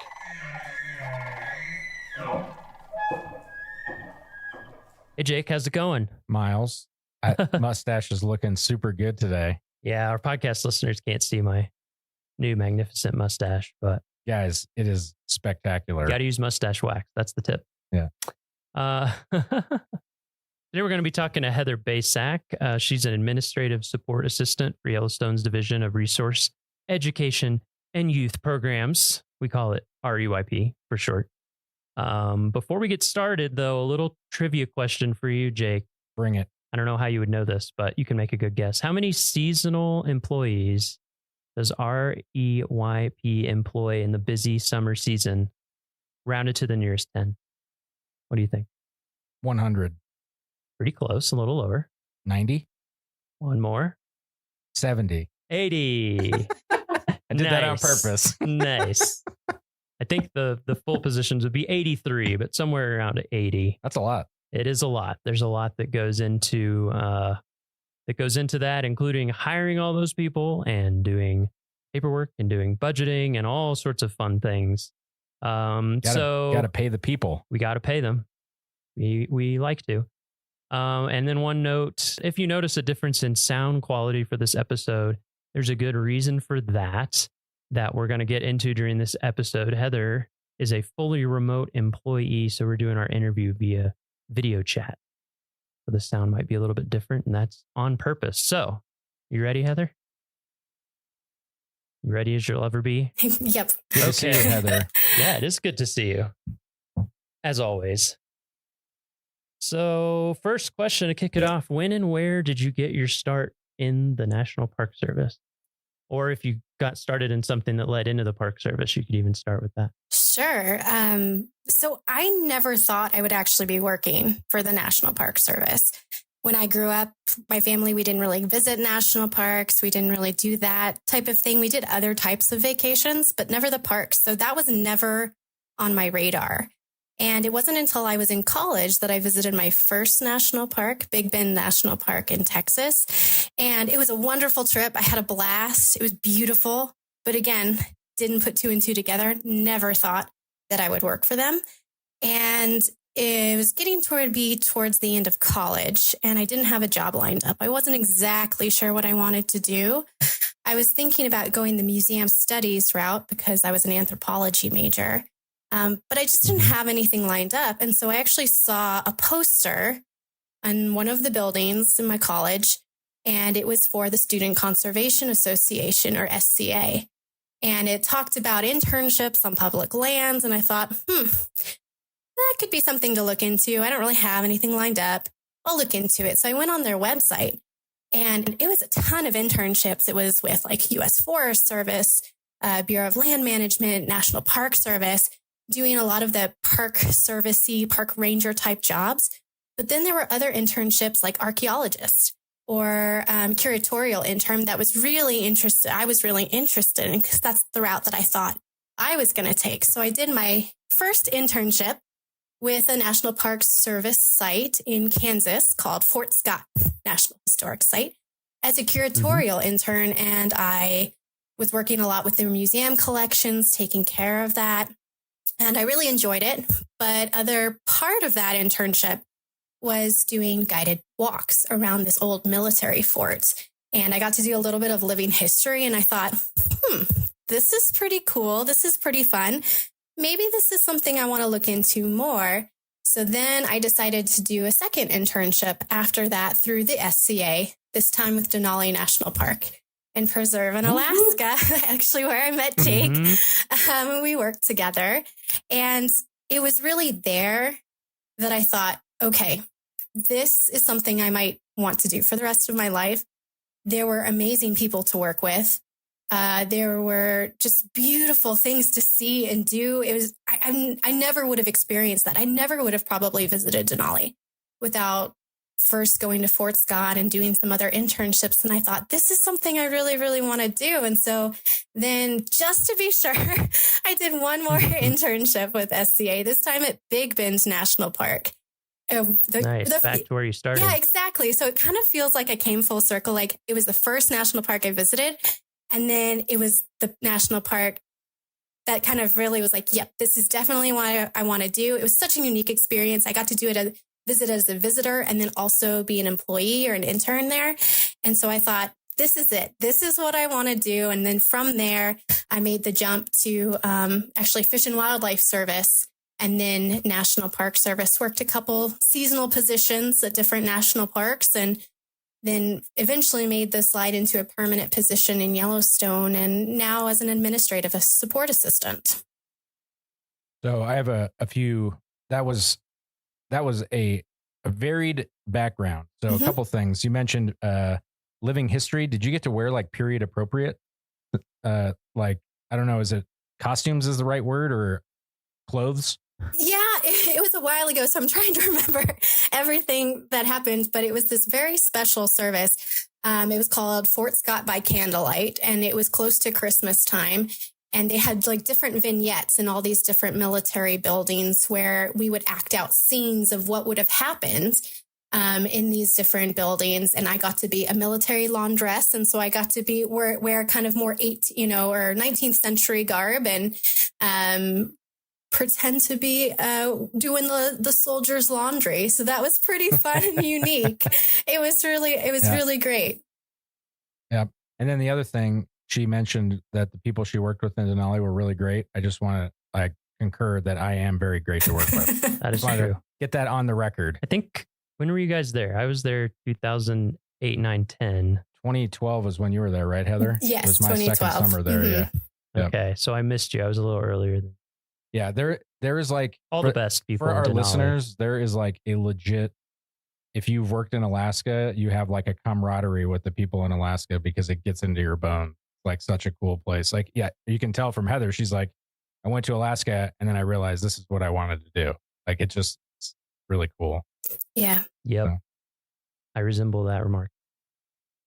So out of all those jobs that you did to get you to Yellowstone, all the seasonal jobs, did you have any repeat jobs or did you move like every season? Was it a different job? So good question. I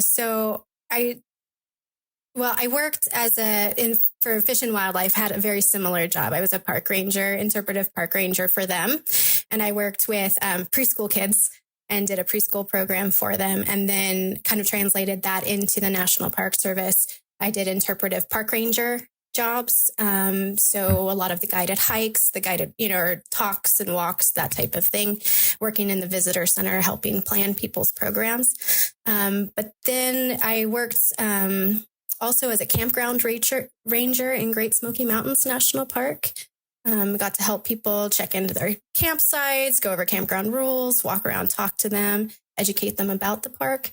And then I went to Yellowstone and worked as a remitter. So I worked in what's called the cash room and counted all the money that comes in from the entrance stations and the visitor centers, reconciled all that money, and then got it ready for deposit. And then also worked in the visitor services office in Yellowstone, helping people plan their trips and then work on some special use permits. So I did move around a little bit, but I might have been in a little bit different boat seasonally because I was with my husband who had a permanent job at some of these places. Yeah. So I stuck around in some of these parks probably a little bit longer than other seasonals do. They might tend to move around a little bit and follow their job while I was more in one area for a longer period of time. Yeah. I was asking because until I got my first permanent job, I moved 12 times in 6 years. So it was every 6 months I was on to something else. So like that is part of the lifestyle until you're permanent. Okay, so where are you joining us from right now? So I work fully remotely from Boise, Idaho. Mm-hmm. And how long have you been working fully remote? Has it been 2 years? Oh, that's a great question. It's been probably about 1.5 years. Okay. Okay. So what does do you have a typical day? What does your typical day look like? Do you have a typical day? So I don't think there ever really is a typical day for an administrative support assistant because so many things get thrown at us and there's so many things that pop up last minute that we have to take care of that I don't think any one day is completely the same. But we do have a lot of like reoccurring tasks that happen every 2 weeks. And so we'll do a lot of the same stuff. They may every 2 weeks, but it may not just be every day. Like we have to get payroll done. That's kind of the big one. Everybody wants to get paid. It's pretty important. So that's kind of one of our, Thank you. You're welcome. One of the biggest tasks that we have, but we also arrange travel for a lot of our NPS employees. If they have to go to meeting that's outside of the park, any trainings, go to other parks to assist with anything, we help arrange that travel. You can think of us kind of like a travel agent in that regard. We deal a lot with HR. So we're kind of an HR liaison. So anytime there's personnel actions for hiring somebody, all those 83 seasonals, we put in hiring actions for them. If anybody resigns or moves to a different position, that kind of all starts with administrative support assistance. And then depending on the park or even the division, you might even help with some budget work, reconciling accounts or tracking expenses and expenditures. Mm-hmm. Do you also have a credit card? I do. Not all do, but I do have a purchase card and I make purchases for some of our division. Yeah, I know that I've never owned a purchase card as a government employee, but that's another thing that administrative folks are worth their weight in gold for managing the purchasing process. It's very complicated and there are a lot of rules. There are a lot of rules with it. Yeah. Yes. Yes. So what would you say is the most important skill for your job? Or if there's more than one, you can say more. Yeah, I think administrative support assistants really need to be flexible because there are so many things that will pop up last minute. So occasionally you'll be working on something and then have to put that task away and work on something else because it's time sensitive. So you need to be able to jump from one task to another pretty easily and change your priorities on the fly. And then I think you need to have a really good customer service mentality. I mean, administrative support assistants, we don't work with the public, but we can think of our customers like our fellow employees. We want to make sure we give them as much support and as many tools as we can so they can be successful in their jobs. And so they can protect the park. They can also, share it with visitors. So we really need to be focused on our fellow employees. Mm-hmm. What's your favorite part of your job? I think the variety. There's a lot of stuff that you get to do as an administrative support assistant. You're not really necessarily pigeonholed into one thing. You get exposure to a lot of different routes, parks, career routes, like budget, HR. You get exposure to different divisions. Every division needs an administrative support assistant. And what they do for each division is a little different. So you just get exposure to a lot of different things, a lot of different processes. And I really, really enjoy that. And I mean, you get to work with people, which is pretty great too. Mm-hmm. And what about the flip side? Do you have a least favorite part of your job or hardest part? All the emails.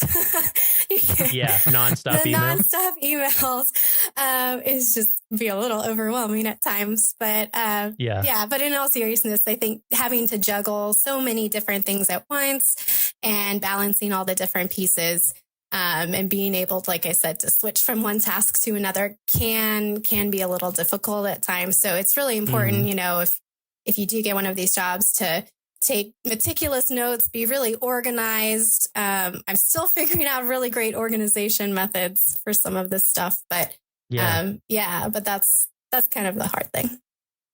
And I think sometimes you all have to deal with really long-term deadlines or what seem like long-term deadlines to me. And that I think that's always hard for me, where it's like, oh, we need to have this thing in like 6 months ahead of time, or, and they're deadlines that you can't miss, really. Yes, those are, especially when it comes to HR, we've got deadlines pretty far in advance for some of our things. And if you miss those deadlines, then it pushes back, maybe when somebody can start. And so there are some definite repercussions when that happens.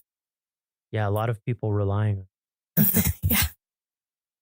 You guys they're like the grease of this machine. They make sure that everything keeps chugging along, and without all the little actions and paperwork and everything, it seems like we're constantly in contact with admin. Yeah, and you all know all the little things and the tricks and the say, wait, what do we do? How do we do that? Let's ask Heather. Oh, she knows. Well, a lot of research. You do have to be a researcher, I feel like, in this job to look at some of this stuff and know who to ask when you've got some of those questions. Because there are a lot of rules. There are a lot of things and I'm still constantly learning. And that's also why I really like this job too, is like I feel like you never really stay static. You're constantly in motion. You're constantly learning. Mm-hmm. So you mind if I ask you about when you're talking about moving with your husband and everything? Mm-hmm. Just because I think that would be interesting for people who are thinking about NPS as a career. It can be challenging, I think, for, long-term partners to work in the service. Like, I've known people who are married and live apart for a long time, sometimes like a really long time, or they date and are long distance for years before finally and things like that. So I don't know, just like, how did that play into your career and your husband's career, and how life has gone for you guys so far? I mean, it seems like that's probably part of the remote position or some of the flexibility, but I don't know, just anything you would want people to know about your experience with that, who might be thinking about the Park Service. Yeah, that is a great question, because there are different routes that people can take, because I have also known couples who have had to be apart for a little while, each working separate parks, and then making their way to each other. We've been fortunate enough that where my husband has gone, I've been able to pick up seasonal work. I know that's not necessarily in the cards for everybody, but thankfully I was able to. And that's kind of also the reason why, I didn't just stay in one career path. Like, I've done a couple different things, and that was to really, I kind of took a job where I could, but I really liked that. I think that's made me a little bit more well-rounded. Really appreciated that. And then thankfully, when my husband moved to a different position away from Yellowstone, I was able to go remote, especially with some administrative work kind of leans more towards that. You can't do that with every job in the Park Service. There's so many that have to be in park. But thankfully, this job allowed me to have that flexibility, and my supervisor was very, very supportive. And I was able to get a remote job that way. So that's really helped with us. Yeah. Yeah. Yeah. It's I mean, not that we need to dive too deeply into it in this episode, but it is interesting. I think a lot of people would be surprised to learn that, number one, if you work for a national park, it doesn't mean you're going to get like housing in the national park. In fact, it generally means you're not going to, and that it's not just Yellowstone, but like a lot of parks, it's becoming harder and harder and harder to find places to live right by the park, just because of how the real estate and things have gone as well. And then sometimes with some of these parks that are really remote, there's situations with like school for kids or extracurricular or all sorts of things. So, that's part of why one of many reasons why we wanted to talk to you, is just to let people know that is something that remote positions are something that parks are utilizing for the right positions and the right people. Like, you had already been at Yellowstone, so the park, people here. I just think it's cool that that's been able to work out well for you, and it has worked out well for us as well. Well, kind of I'm not a everybody. very big fan that Heather is remote, but other Yeah. than my personal opinion that we don't get to see her in person. Yes, I agree with tease that. her in person. But So, even with the, I'll say, difficulties or challenges of, managing relationship and career and all different parks and the tough things about jobs and the good things about jobs, what has kept you working for the National Park Service? Like, what has kept you knowing that your decision, this is what you're going to do, is the right one for you? I think that's a good question. I think, it really goes back to when I did that internship or a couple of internships, and I just, you just see it and you just feel it. And it's just, I just believe in what the Park Service stands for. And I've just met so many great people along the way, both, fellow employees, peers, as well as visitors, that it just makes it, I don't know, it just makes it worthwhile. I actually have in my office here, I worked with a school group when I was in Yellowstone from Lowell, Massachusetts. They came all the way out to Yellowstone, and I actually have a picture of those kids. The teacher gave it to me. I have this picture of those kids on my desk, and that kind of just reminds me, like, I'm part of something bigger, and it's really awesome to feel like I make a difference. And so I just believe in the Park Service mission quite a bit. Yeah. Same. I think I kind of had a similar experience. I think a lot of us do, where it's like, I think my first summer in a park was here in Yellowstone making beds at Canyon. But then, I did a couple SDA internships, and at some point you're like, can I go back to a normal lifestyle? I don't know if I can.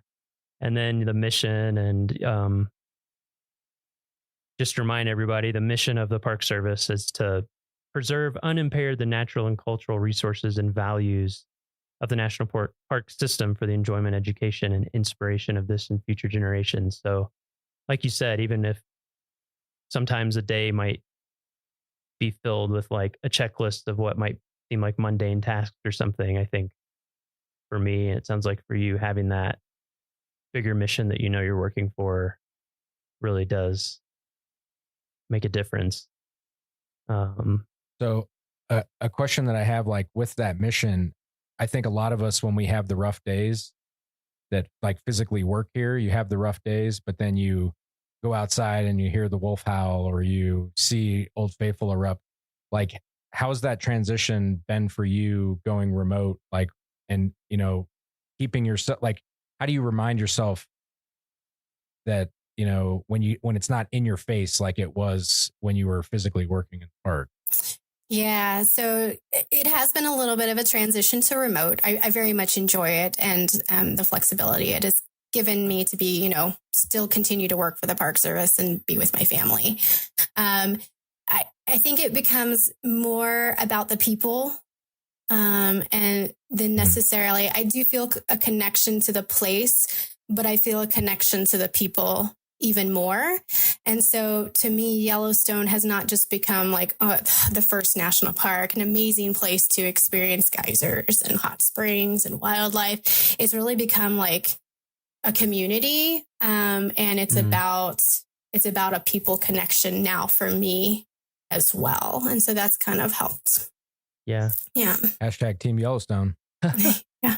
Well, and I think that's a good point too, because I know I've talked to people in my family or friends about working for the Park Service. And I think as people will get the impression pretty quickly while they're listening to this podcast over all the different episodes and all the different people that we talk to, you just get to be surrounded by interesting, brilliant people in like every job, basically doing all these things for the park. And it's such a cool community to be a part of. So I think, that over time, I've appreciated that more and more and more as to like what makes it such a cool place to work. So getting into the details of if someone were interested in this type of work that you do. So what is So your official title is Administrative Support Assistant. Yes. Do you know the job series on USA Jobs? Yes, it's a 0303. And sometimes that it comes up as like a miscellaneous clerk, but it's Administrative Support Assistant. And the GS level can range, I've seen from like 5 to 7. Okay. Do you need formal training to get started in this job series? Or like what are the minimum requirements that people would need if they were thinking about applying for this type of job? Sure. So there's a lot of on-the-job training. Like I said, I'm still learning about so many things. But if you have like a background in budget or HR or travel, those are all applicable to the administrative support assistant. A lot of times how I, came up through it is I just worked my way as a GS5 and seasonal interpretive park ranger, and then switched over to a visitor services assistant as well. So, I mean, if you work seasonally in the park service, getting your time and grade in, I think just even that experience can help you along too. But if you could take any, even if it's like informal trainings on budget, purchasing, HR, anything like that, put that on your resume as well. Because a lot of things you may not think apply do, because administrative support assistants are in every single division. And I think if you work your way up kind of through the division as well. So if you're a seasonal maintenance worker, like, what seasonal maintenance workers need, and the support that they need. So you may not think it applies, but it probably does. It also seems like a lot of the systems that we use in the government are like proprietary. Were built for the government. So if you haven't worked in the government, you could have, like, say you're an accountant, like you have budget experience, but you still have to learn new things in a job. So to your point, it's like, if you're in an entry level position, it just seems like having a base level, being organized, and, it's like, you're not necessarily going to know how to do FBMS or insert any other acronym right here, because, there's so many of them. Right. And different federal agencies too, some will use different systems as well. Like I learned from an HR specialist who moved over from the Forest Service that they don't use FPPS for their HR actions. So there's different things that you'll learn on the job in the park that are even different from other agencies. And then just being in government in general, having almost over 200 years of laws and things that have developed for different reasons, and special ways that we do things, and not just scrutiny, but like we have a high responsibility to everybody in the United States, basically. Yeah, it's like taxpayer dollars. We need to make sure that we're not, there's no waste, and there's a good accountability. There's all those checks and balances. Exactly. All right. So last question. Do you have a favorite story or memory in Yellowstone or any other national park that you would want to share? This is a hard one. Because they're all, it's like asking to choose your favorite child, because they're all unique and they're all special. But I think my favorite one that sticks out the most happened in Yellowstone. And I was driving down into the interior. It was late in the season. There was snow on the road. I was the only one on the roadway, in between Norris and Canyon. I think that's where we were. My son, who's like 1, was in the back seat. And we went around, I think, a curve, and all of a sudden there were wolves all over the road. I had never seen so many wolves in my life. And I've got a video, because I slowed down, pulled over, and I whipped out my phone and I took a video, because I was like, this will never, ever happen to me again. And the wolves, I remember it was a black wolf walked within 3 feet of my car door and it looked at me, and I could see its eyes, and it just kind of continued walking off. And I was like, oh my God, I get to experience this with my son in the backseat. Of course, he's one. He's not going to remember this. Like, he has no idea what's going on. But I was like, oh my God, we got to do that together. And I know he won't remember it. I mean, yeah, of course he won't remember it. He was one. But to think that, like, he got to be there and I got to share this special moment with him that will never, ever happen to me again in my life. And, to be able to experience Yellowstone in that type of way and feeling that wild with him was really neat. And it's something I'll be able to show him the video of and tell him about when he's older. And then hopefully, when we go back to visit Yellowstone, he could have a similar experience. So, like, I still can't believe it actually happened. It was just absolutely awesome. Incredible. Very cool. Okay, well, I think that's it for this week's episode. Yeah, thanks for joining us, Heather. Thanks remotely. so much for joining us. Thank you for having me. When are you coming back for a visit? When are we going to see you in person again? Not soon enough. I don't know when, but hopefully soon. Righty. Well, we'll keep in touch virtually until then. Sounds good. Thank you.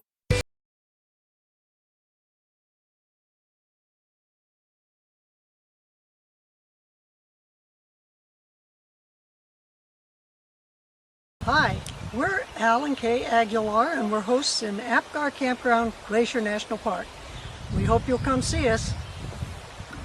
Apgar is the largest campground in Glacier and makes a good location for a base camp. Like most other campgrounds in the park, it has restrooms with flush toilets and cold running water. Picnic tables and fire grates are located at each campsite, and water spigots are located in each loop. Bear boxes are available throughout the campground for campers with no way to secure their food. Bears do wander through from time to time. Help us help bears by keeping a clean camp and never feeding any park wildlife. All food and any item that might attract a bear must never be left unattended and tightly secured in your vehicle or one of the bear boxes when you leave your campground for any length of time. Just across the road from the campground is the amphitheater, where rangers present evening programs in summer, and also where one of the shuttle stops for Glacier's new free transit system is located. A short walk or shuttle ride away is Apgar Village, where you can find a host of services including lodging, a restaurant, gift shops, and the Apgar Visitor Center. Stop in at the Visitor Center and let one of the park rangers help you plan your trip as you discover this magnificent national park. The legislation that created the National Park Service specifies two main missions: preserving the natural and cultural resources unimpaired for future generations, and also making them available for the benefit and enjoyment of the people. Well, one way to make parks available for people to enjoy is through the building of campgrounds like the one here at Apgar. Campers frequently comment that their first introduction to a lifetime love affair with the National Park System started with a childhood camping trip to a nearby park. The memories of chilly mornings gathered around a campfire and the smell of bacon wafting through the campground can remain as vivid decades later as they were on that first camping experience. The excitement of seeing a deer walk through the campground never fades. Somehow, a roasted marshmallow, a piece of chocolate, and a graham cracker just don't taste the same back home. Apgar Campground is a great place to relive old memories and make some new ones as well.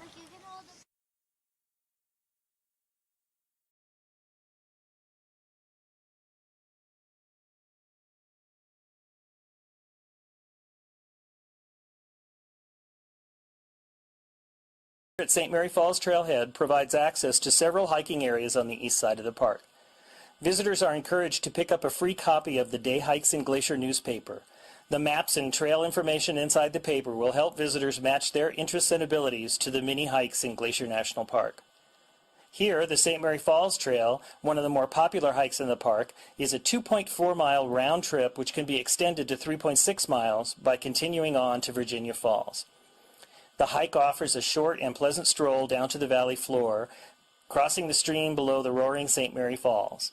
After St. Mary Falls, the forest opens up a bit, and those continuing on to Virginia Falls will be treated with views of Little Chief and Dusty Star Mountains, as well as one of the best waterfalls Glacier has to offer.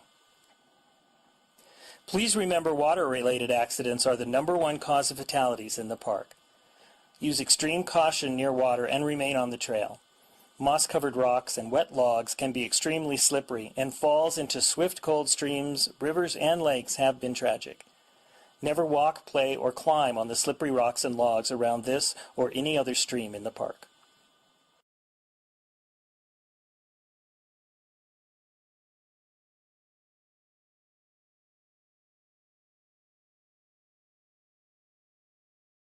Sweeping curve about midway between the loop and Logan Pass. Dramatic vistas of the Lake McDonald Valley and the high peaks of Mount Cannon, Oberland, and Heavens Peak make this a great place to stop and take a break from driving. Scan the hillsides for goats and the occasional bighorn sheep, although the sheep are hard to spot since they blend into the surroundings so well. Often, however, mountain goats can be seen resting on the impossibly steep cliffs overhead. Binoculars or a spotting scope will help.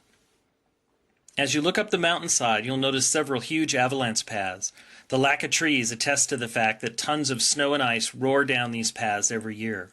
It presents a difficult challenge to the park road crews every spring as they begin the annual plowing operations to reopen the road. Some years the avalanches are small and the snowplows can make short work of them, but often the crews discover 30 to 40 feet of snow piled over the roadbed, and it can take a week or more to plow this one short section of road. Avalanches are a real danger to the road crew as well, and USGN's avalanche specialists work hand in hand with the park to assess and monitor the snowpack and advise the staff of conditions. Spotters on the crews stand guard to radio reports of any snow movement high on the slopes in time to warn workers below. When weather prevents adequate observation or when snow conditions are deemed unsafe, plowing is not permitted. Safety is paramount, even if it delays the opening of the road by a day or two.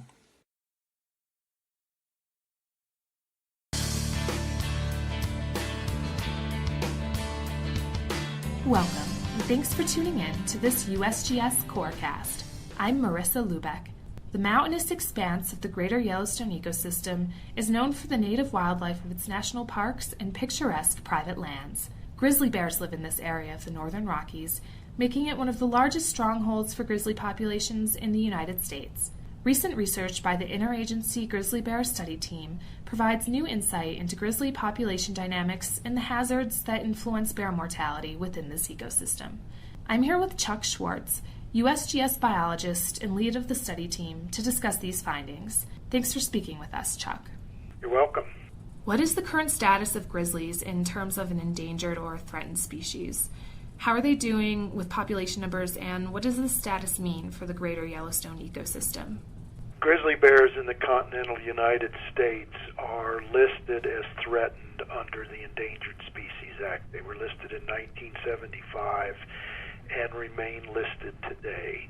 Grizzly bears in the Greater Yellowstone ecosystem were actually delisted in 2007, but they were put back on the list following a decision from the district court judge. Bears in Yellowstone represent one of 6 populations in the United States that still exist today. They've been eliminated from about 98% of their historic range, and they only occur in smaller pockets in a few remaining mountainous areas of the western United States.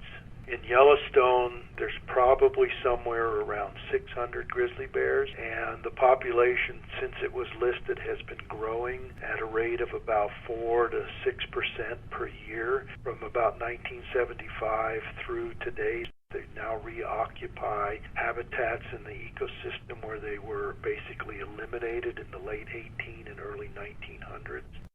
Previous grizzly studies have suggested that human activity can affect bear populations in certain ways. What new findings about grizzly hazards have come from your recent research, and how much of a role do people play? One of the things that we know for grizzly bears in general, and this is pretty consistent across all of North America where grizzly bears or brown bears live, is that if you're a bear and you're no longer dependent upon your mother for care, so excluding cubs and yearlings, there's about a 90% chance that your cause of death will be directly associated with humans. Bears die in accidents on roads. They're killed in defense of life or property when they get into trouble with people.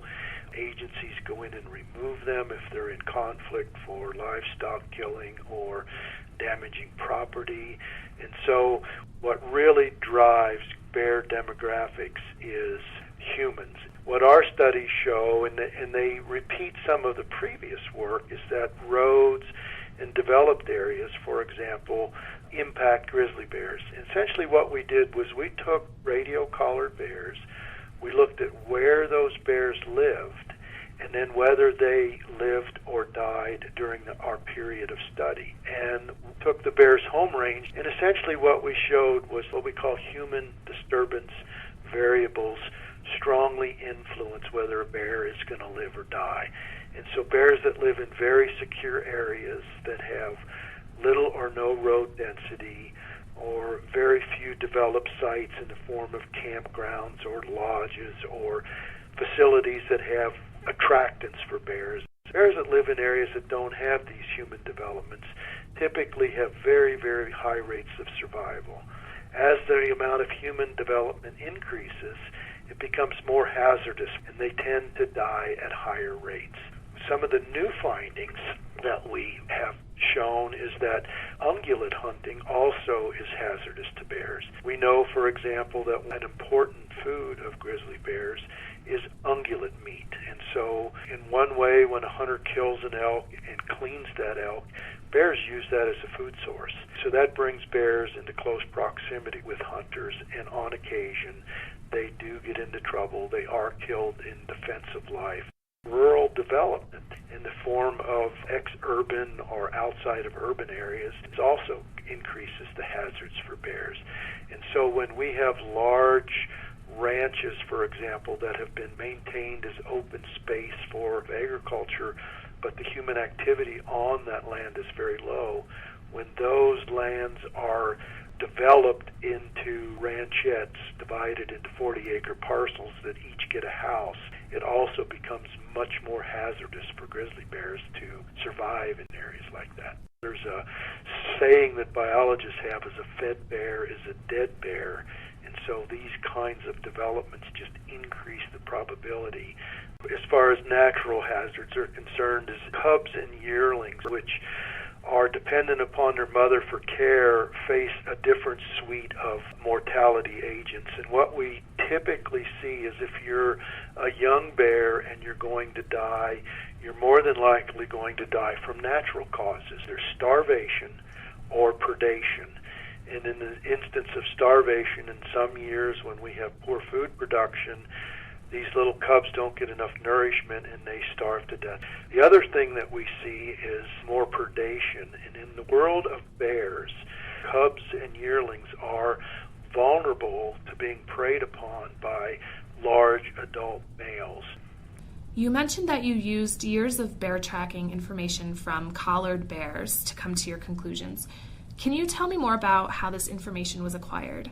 The grizzly bear study team is responsible for monitoring the grizzly bear population in the greater Yellowstone ecosystem. And one of the ways that we do our monitoring is we capture and radio collar a sample of bears. So we trap every year and we try to catch a sample of random bears from the population.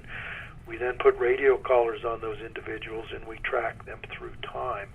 That's what allows us to get a very clear understanding of how bears use the environment, what factors influence rates of reproduction and survival. So we can look at a female in the fall and determine whether she's weaned her offspring, and then determine the following year if she's produced a new litter of cubs, how large that litter might be. That's basically how we track the demographics of the Yellowstone bear. Can such bear mortality data from the past contribute to insight on future grizzly populations? Can it be used for predictions? We can't really predict, but we can project what the future might look like based on information from the past. And as long as systems don't change dramatically, those projections provide some insight and guidance to managers on what they might need to do or consider for maintaining a healthy bear population in the future. How do grizzly population dynamics in the somewhat remote Greater Yellowstone ecosystem affect people and places on a national level? The Yellowstone ecosystem is one of the last remaining intact temperate systems in the continental U.S., and as such, it has a large amount of wild lands where we still have healthy populations of large carnivores, including grizzly bears, black bears, gray wolves, cougars. And one of the things that we know about bears is bears are very popular animals. There's millions of people that come to this system every year, and one of the reasons they come is with the hope of getting to see bears and wolves in a natural state. And so maintaining these large systems like that in an intact fashion, I think, is important to people in our country. Thanks for taking the time to speak with us today, Chuck. Thank you. This podcast is a product of the U.S. Geological Survey, Department of the Interior. I'm Marissa Lubeck. Thanks for tuning in.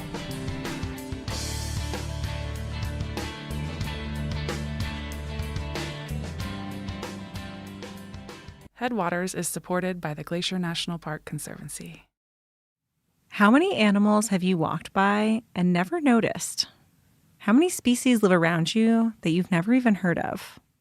Most people are kind of excited that they had no idea another thing existed. And I think it's like yet one more mystery. One of these unknown species is a rarely seen creature that most people here have never heard of. They live behind waterfalls and can travel up to 90 miles an hour. Yeah, it's fun because they're really dark and you just think it's a bat or something. So we started calling them black lightning. To have a chance at seeing them, most of the time you'll need to leave the trail, bushwhack for hours with alders swatting you in the face and mosquitoes trying to bite you as sweat drips down your face. Then those same alders lend a hand as the terrain turns steep, and you use them to pull yourself up precipitous slopes. Then the shrubs fade away, and you're clambering up a steep field of loose rock, feeling them shifting as you step and hoping they stay put. Oh, and by the way, it's 4 o'clock in the morning, so it's pitch black. Finally, you reach the base of a waterfall, where the rocks are slick underfoot and it's loud from the pounding water and cold and damp from the ever-present mist. And this is where you find them. Black swifts.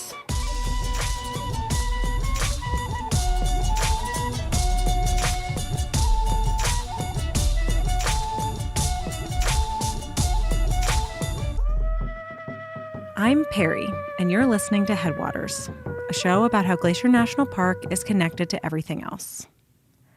I love birds. Seeing them, hearing them, and also counting them. This year so far, I've found 242 species, and counting. But I've never seen a black swift. For a lot of birders, seeing a brand new species can be a highlight of your month, or even of your year. It's called a life bird. I've looked for black swifts every summer I've lived here, but I strike out every time. They're basically big black cigars that fly thousands of feet in the air, and they're incredibly hard to see. But today, I'm going out with Amy Seaman from Montana Audubon and her team to survey for these elusive birds, and hopefully, I'll be in luck. But this isn't just a story about me going bird watching. It's a story about learning to feel comfortable in the dark, and how to cherish the mysteries we may never solve. Once it shoots out, your eye might not pick it up till like out here, where it's out further from the waterfall. I think part of that's just the speed they come out. Which is how fast? So fast. That's Amy. She's an all-around bird expert, but has spent a lot of the last 10 summers looking for black swifts in a collaborative effort between Montana Audubon and the park, with support from the Glacier Conservancy. With her help, I thought it'd be a lot easier to find them, but it is definitely not easy. So the birds are basically too fast to see in your binoculars. They really are. And if you want a glimpse of them, you're going to have to do an alpine start. I rolled out of bed at 3:05, got dressed and brushed my teeth and tumbled down the stairs and had just enough time to zoom out the door into the car to then drive an hour to get here.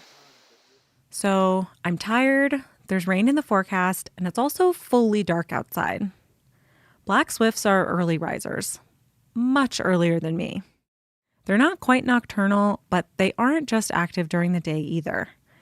Amy and other researchers have had the most luck looking for them around their nests at dawn or dusk. We're on the side of the Going to the Sun Road where a creek flows below the road through a culvert. And we're starting to hear the first bird songs. And we're staring at a waterfall, trying to see these little black specks moving at 90 miles an hour. Black swifts are aerial insectivores, meaning they catch and eat bugs as they fly, especially flying ants. One study found swifts regularly flying at altitudes over 13,000 feet. And they're almost always flying. When they're not nesting, they spend 99% of their time in the air, day and night. That's something like 8 months of flying. How do you study a bird that basically never stops? So how long have you been doing swift surveys? This is actually year 10, the beginning of the 10th year. Oh, wow. Yeah. Which is so fun to think that it's fun. Yeah, we have just as many questions, but we have learned a lot more.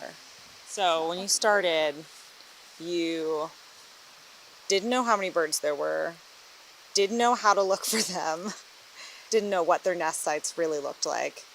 Exactly.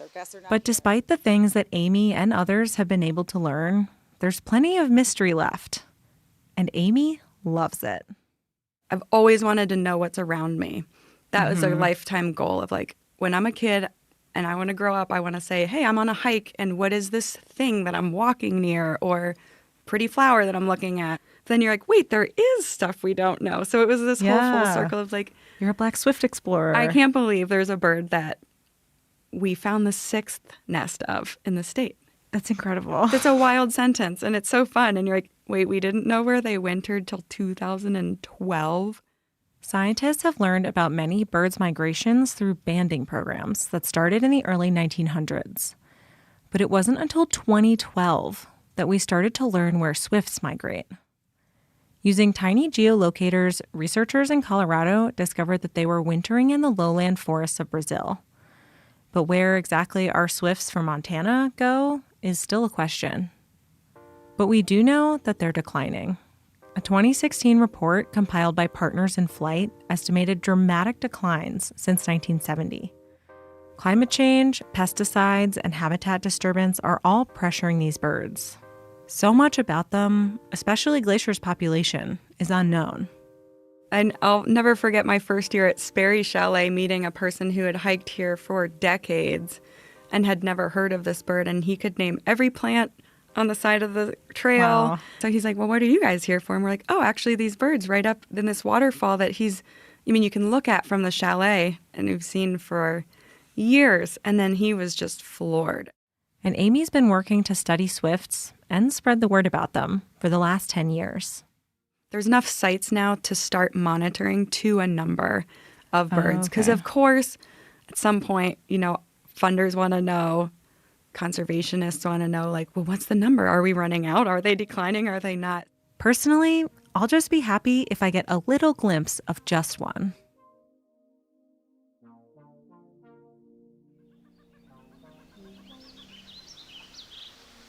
Okay, have I missed anything? Not yet. Just staring. I'm standing with Amy and her team, all of us staring intently at the waterfall coming out from under Going to the Sun Road.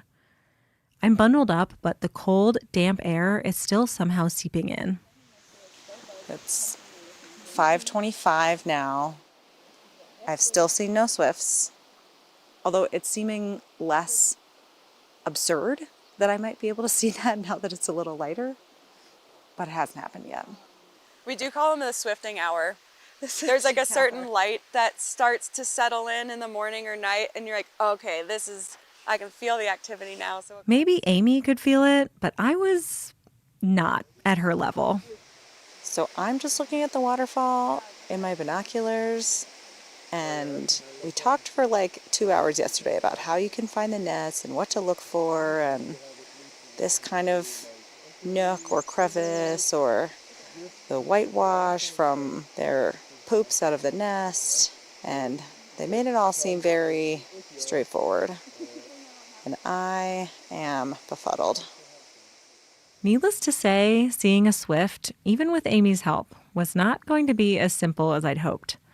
But compared to most of their sites, which involve not just a drive, but hiking miles off trail to get to, this is a breeze. So is this like the cruisiest survey spot you guys have? Yes. I was saying I've never rolled up and I was like, I'm going to wear Crocs just because I can this morning. It was enough of a challenge for me to get up at 3 a.m, and I'm grateful we did not have to backpack here or bushwhack for hours up a mountain. So I like to say swifting's not for the faint of heart. You would be right. Also, because you get so excited sometimes, I'm like, oh, I'm going to have a heart attack because of my excitement level. I can't say that I was at heart attack levels of excitement, but some booms of thunder did start to get my heart going. Okay, status update. It's 5:59 a.m. It's thundering quite a bit. Seeing some lightning off to the north. Still have seen no swifts. Don't know if this is looking promising. Shoot. I might just put my rain jacket on. If it's pouring, we won't survey, but we have done some like half rainy ones. It's honestly hard to tell if it's past dawn yet because the storm clouds have made it so dark. We take refuge in the car and the storm lets loose. Rain is coming down in sheets and pouring off the cliffs above the road. In a way, the wet weather is appropriate. Black swifts nest behind waterfalls, peeking out through the mist with their big dark eyes. As the clouds empty around me and my nose fogs the car window, I suppose I'm getting a glimpse of what their habitat might feel like. One question I had was, why did they so often nest behind or around waterfalls in the first place? There isn't conclusive evidence, but experts think it serves a few purposes. The first is to avoid predators. And another possibility is climate control. But then apparently the water is good for the temperature to be cool because they're not fluctuating. Like they're not getting so hot either. It's just steady. Yeah, I think it stays basically like 45 degrees all the time behind. Glacier has plenty of waterfalls in the spring, fed by melting winter snow. But by late summer, most of them run dry. Black swifts are smart enough to only pick waterfalls that will protect and cool their chicks all the way until the end of summer.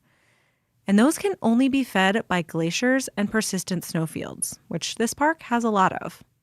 We have realized that they love Glacier National Park. There are more nests here than in the rest of the state combined that we know of. But as temperatures warm with climate change, the sources of these waterfalls, those glaciers and snowfields, are declining. Because I guess you could see the swifts as a bit of a canary in the coal mine. And as you say, like the waterfalls are where they are. They can't move up in elevation. But also they feed on insects. And so as insects decline, like that's even more invisible. Yeah, and I think you totally nailed it because part of the interest in studying black swifts isn't just that they do have a unique place that we just didn't know about them, but they totally share a decline with other aerial insectivores. And the jury's kind of out on exactly what issues are happening. This is one of the biggest motivations for their studies in Glacier, trying to figure out what the population is like and how worried they need to be. And it also helps us know, like, oh, maybe we don't need to hit the panic button either right away. Like, there is a lot of great habitat in Montana, and it could be that we have a lot more of these birds than we thought. But all of Amy's work can still only go so far. We can also learn only what we can learn in Montana. Mm-hmm. We don't know anything that these birds are encountering on their migration or on their Right. wintering grounds. And even with 10 years of data from Glacier and efforts in Colorado and Idaho, we still know remarkably little about these birds compared with almost every other species I might see on a morning walk. It makes me wonder what else I'm missing. If a tree falls in the forest and you don't hear it, right? Like, what happens? And then so it's like if a black swift disappears from a waterfall, but we never know they were ever at the waterfall, to me, there's something really interesting that's lost in that.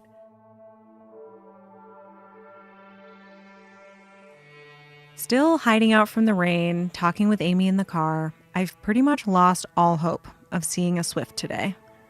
Maybe of ever seeing one. I feel like the thunderstorm is an embodiment of climate change and all the threats these little birds are facing, looming over all of us. As the park's glaciers retreat and disappear, people notice and they care. But does it matter if a bird that I might never see disappears?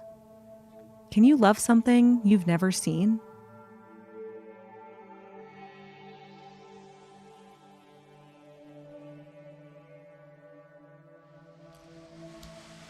All right, it's 6:38 now. The storm has abated. There are a lot more cars now. I'm still seeing no swifts, but so you would normally survey until 7:15. So we have another like half hour. Mm-hmm. So do you think you see any swifts? I mean, there is like a smudge back there that could be something, but it's not moving. And Right, I see a smudge, but I don't see Put that in anything. the data sheet. Smudge on nest. Yeah. I'm pretty sure this is a bird. It's a bird. There's a bird. Really? It's There's on a that bird. other little grassy. But I'll take a look in the scope and see if I can see anything of what I just thought was a blob. was it a smudge or a blob? A mob. And it's tucked away back in this little nook. And I can see a white blob above the smudge. See, I thought I saw it move, but now I'm second guessing myself. Maybe I'm just moving. Oh! Oh, I see the tail. Oh my God, it's huge. Okay, I thought it was going to be a tiny little bird, No, that's but the it's thing. huge. It's big. Oh! That's why they're kind of crazy, because you're like, this isn't. I was looking for like a tiny little swallow-sized bird. Oh, it moved its head. This is very exciting. I didn't notice that before. Thousands of people drive on the road past this nest site every day and would never know these birds are living their lives here. I've driven past this site dozens and dozens of times. But now I'll look for them every time I drive past. You can see it so well now. You can see its eyeball. You can see its little wings crossed over its tail. It's looking at me. It's in a really small space. Yeah. It's like it's wrapped up in its little sleeping bag of moss and rock. That black swift, perched underneath a waterfall, peering back at me from its damp ledge, felt like a glimpse into a whole part of Glacier that usually hides out of sight. It has black, shiny wings and black feathers, and I can see a little tiny bit of white on kind of the front of its face and a big black eyeball kind of looking at me. So it's like a little bit of light, but mostly dark, which was also our experience in this survey. They do a lot of things in the dark, and mostly we can't really see them during the day. And most of their lives are in the dark, but we're learning a little bit more each year and each survey.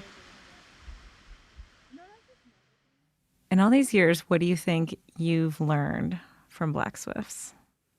I think the biggest personal change that I've seen has been sort of a minor one, but I've realized that it actually does run quite deeply into life, and it's that I really am more comfortable at night being a nocturnal person, walking around in the dark, even in my own house or in the creepy basements or in other people's creepy basements. I think it's really impacted my comfort level with, trusting yourself and all your intuitions and when fear is real and when it's not real. And I think people really do have so much more than we let on to stuff, because I've gone to things like in the night and then gone back to the place and like noticed that I'm walking right by the same exact rock or something. And I'm like, I tried to go the same direction, but my body has some kind of memory. Like, I'm like, how did myself take myself to this exact place? Honestly, just operating more comfortably with less light has been a very liberating feeling. I don't know if we learn it as fear as from movies or what it is when you're little and you do have that fear of the dark thing. And it's very primal. We spend so much time trying to light up the darkness, whether it's our car headlights or our, turning the lights on in our houses or even leaving our porch lights on all night. It's just oddly satisfying. And you're like, this just makes life easier when you take off a layer of worrying. I like that, though. It's not like you go out there and try to make the dark more light. You can just become more comfortable in the dark. Yeah, absolutely. One thing you said earlier was like, these birds love Glacier so much. And I don't know, it kind of got me thinking, like, does Glacier love these birds back? And it was like, I think that there's so much effort going into studying them. Kind of makes me maybe say yes now. I think so. I think Glacier and the Conservancy has supported the effort seriously over the years. And to me, that's just really cool, because it means these birds are impacting a greater landscape, but they need Glacier to nest and survive and reproduce, to keep having black swifts. And then I think the community of people love it, because when people are here, they're totally enjoying nature, and then hopefully passing that down. As Montana Audubon, too, we are advocates for conservation, and it really does take knowing and caring about something to advocate for, especially if it's a policy decision that will impact climate change or something like that. You do have to know the birds. I guess I'm still not sure if you can truly love something you don't know. But now I've seen a black swift, and I think we bonded. And I know I don't want to lose them. How does it feel? They're still there, and that really makes me happy. Actually, to your question of how does it make you feel when you see them again after 10 years, I don't know why, but I still get so excited. And I do love them. When we were lucky enough to see that nest today, you get that small little bit of just ultra excitement that they're still there, and just knowing that they're there, even though you don't see them all the time. It's just like, gosh, this whole life's happening and we have no idea. And that brought a lot of joy. Yeah. We've learned a lot about these birds, but can we ever know very much, or will they always kind of be a mystery to us? That type of thing is so interesting to me, and I think just because we can't exist in their habitat comfortably for much longer than a few hours, I think there is definitely going to always be the part that is just too dark for us to see.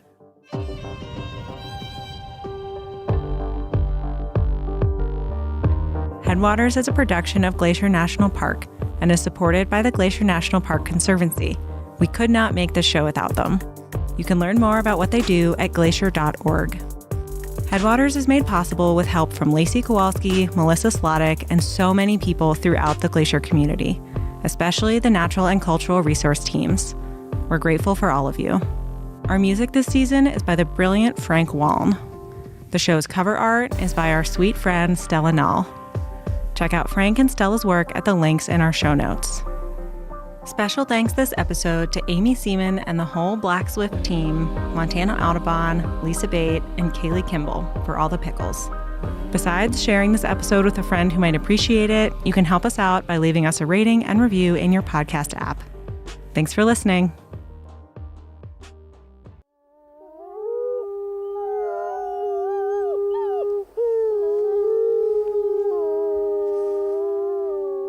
From Yellowstone National Park, this is what we do. I'm Brett Rayburn. And I'm Miles Barger. So I have a quick question for you before we get started on this week's episode. Have you ever hiked with a llama before?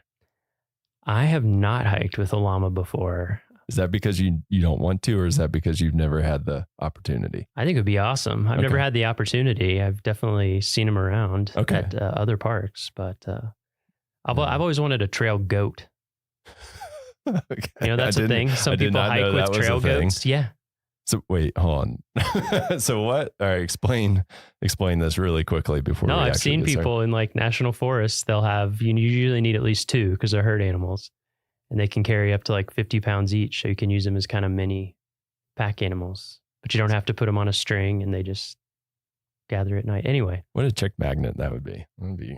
That'd be a conversation starter right there. Well, so my trivia question today doesn't have to do with goats. It does have to do with llamas.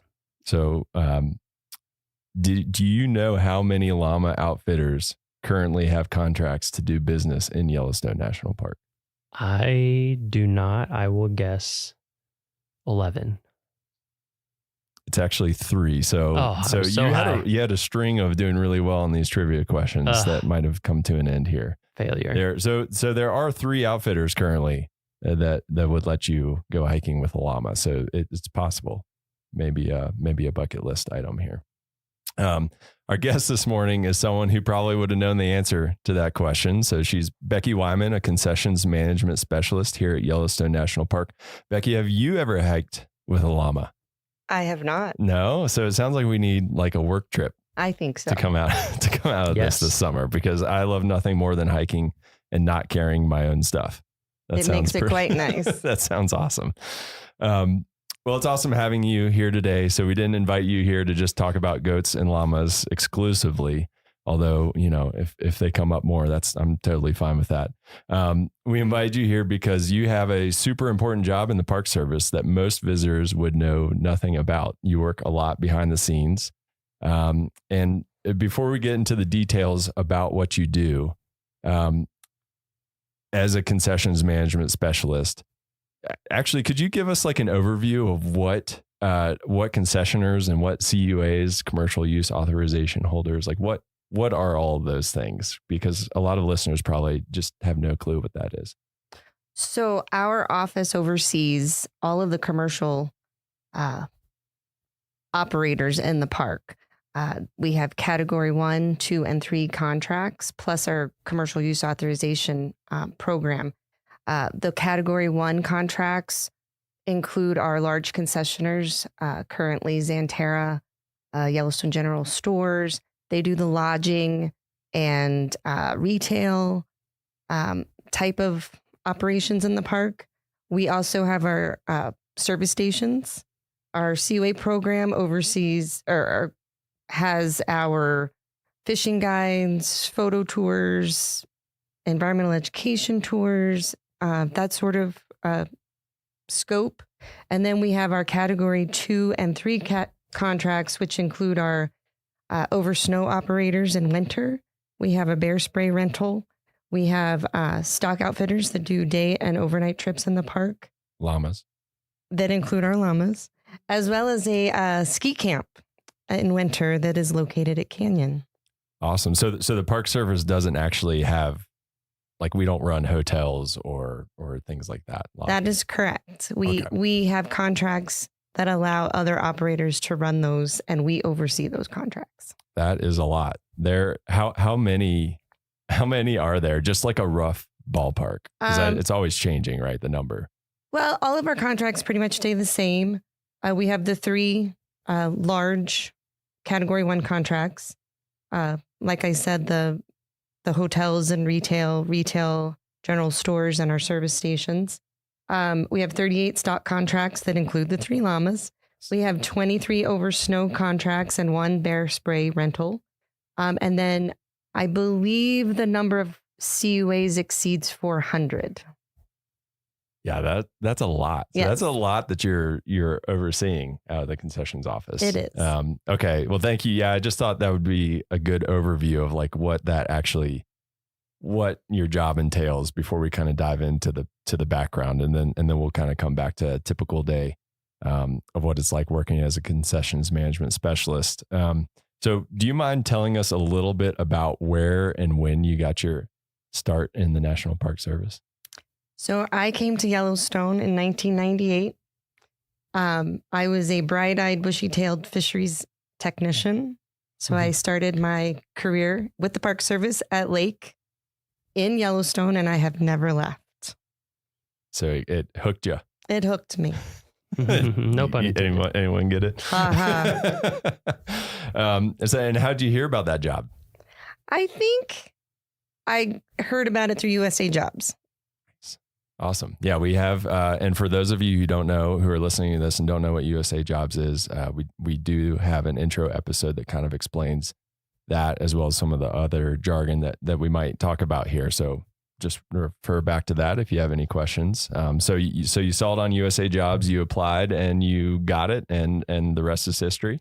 And I drove my car out from South Carolina, and I've never left. Wow. Okay, so you're from South Carolina. So you're an East Coaster. I am. Okay, that's me too. And then you found the mountains, and then I found the mountains. Gotcha. Same. So how did you get from that job, which is very different from what you do now? What was that transition like? It is. So I worked for fisheries for 3 years. Then I moved to the bison office to follow my husband up to Mammoth. And then I just became a flexible park employee and did a variety of administrative roles. I was the natural resource admin assistant for the Center of Resources, which led me to a detail with at the time, it was the Planning, Compliance, and Landscape Architecture Division. So I was their admin assistant, where I made connections with people in that office that eventually would lead to my transitioning over to the Commercial Services Division in an administrative role. And then I just worked my way up. I oversaw the Commercial Use Authorization Program for several years before I got my current job overseeing the Category 2 and 3 contracts.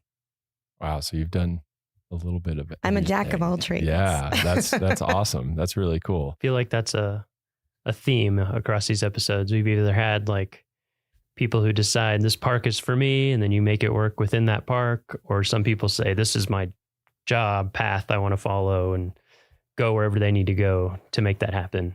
Yeah. Or I guess the third type, which is they just want to work in as many parks as possible. Yeah. Yeah. But yeah, there's a lot of different ways you can spin an NPS career, I think. Yeah. Yeah. So you've been here and you've been at Yellowstone. I don't want to do the quick math. What did you say? 98? 25 years. Okay. And, and I am in a dual career family. Mm-hmm. So the fact that my husband also works for Yellowstone National Park has contributed to me being here as long as I have. Yeah. So how many like dinner table conversations are just focused on Yellowstone? All the or time. are you guys just like, no, too All much the time. Yellowstone. We got to talk about something else. I live vicariously through his job. He's got a much more interesting job than mine. Well, so what does he do? He's bear management. Okay. So, well, I think there's lots of interesting things in both of those. Yes. In both of those jobs. So what does a typical day in your job look like? Is there a typical day? Yeah. Typically I'm in the office on the computer, answering phone calls and emails. It's a lot of paper pushing, I guess you could call it. But part of that is just communicating with our concessioners. We review annual financial reports, preparing annual overall ratings, which I kind of liken that to a report card on how they're doing with their contracts. Do you use a red pen? I do not. Oh. I have one in my hand, but that's what I was. You look like you're good at writing like F. Yes. No, and we have very good concessioners. So A++. We review insurance, risk management plans, all things that are outlined in their contracts. Part of my job requires periodic valuations of the concessioners, and this lets us get out into the park to monitor how they're doing, making sure they're meeting service standards as outlined in their operating plans, making sure they're providing a quality visitor service, making sure the facilities are well maintained, and just ensuring the safety of the visitor and their employees. The part that I like most is I occasionally get to go out on horseback rides, ride on snowmobiles, or even take a ski trip every once in a while. So nice. That's what gets me out in the park. So that's what I like. So you're kind of, are you doing like the undercover boss type of situation where you're like kind of hiding in the ranks of visitors? We on the may snowmobile? entail secret shoppers, but usually they know who I am. So Yeah, it's not hard to- quite as if you've been here 25 years. Yes. It's hard to be secret. Yeah, that sounds like that's a really interesting part of that, is getting to test out those different ways of seeing the park. So that was a lot of different functions and tasks that you have. So what do you think is the most important one to be successful at your job? I think communication skills and establishing relationships is the most important part of my job. Yeah, because you're talking with A variety of people lots of from a different- variety of backgrounds, right. many of which I don't always relate to. Sure. So being flexible and just patient is very a really good thing to keep in mind. Yeah. I think that's definitely an important thing. Yeah, I feel like this past winter we've seen a lot of that because we've had such crazy snow conditions, by which I mean until later in the winter, hardly any snow. So I've been on some of those calls and just seeing the like constant communication with people and trying to make everything work as best we can for them and for our visitors and all of that. It's given me a good insight into how much communication there is with all these businesses, and they of course have their own interests that are they share interests with the Park Service, but they're also businesses, so they have very different things that they have to think about in terms of their long term. And Yellowstone's had a few hits lately with the flood, the lack of snowfall. Just it's impacted different people in different ways the last few years. Yeah, COVID. It can be challenging to operate Very. businesses on a volcano with crazy weather and you're at the whims of Mother Nature. Yeah. So I think you kind of already touched on this, but is your favorite part of the job getting to go out on those snowmobile trips and pack trips and llama trips? And Anytime I can get out of the office is a good day. Yeah. So if it includes the backcountry, it's even better. So you actually get to go on like a backcountry camping trip, like overnight. Do you do overnighters? I haven't done overnighters with the concessioners, but I have gone out with our backcountry rangers to do stock evaluations in the summer. So I've gotten to go to Beckler, which I had never been to until that. Last summer I got to go to Thoroughfare. Cool. And so some pretty remote, some of the more remote areas of the park. Yes. Both places I would like to go and haven't made it to yet. So that's pretty awesome. Yeah. Cool. Yeah, that sounds awesome. And I guess on the flip side of that, what's the toughest part of your job? I think the toughest part of my job is just keeping up with everything. Even though Yellowstone is closed in the spring and fall, we're always preparing for the next season.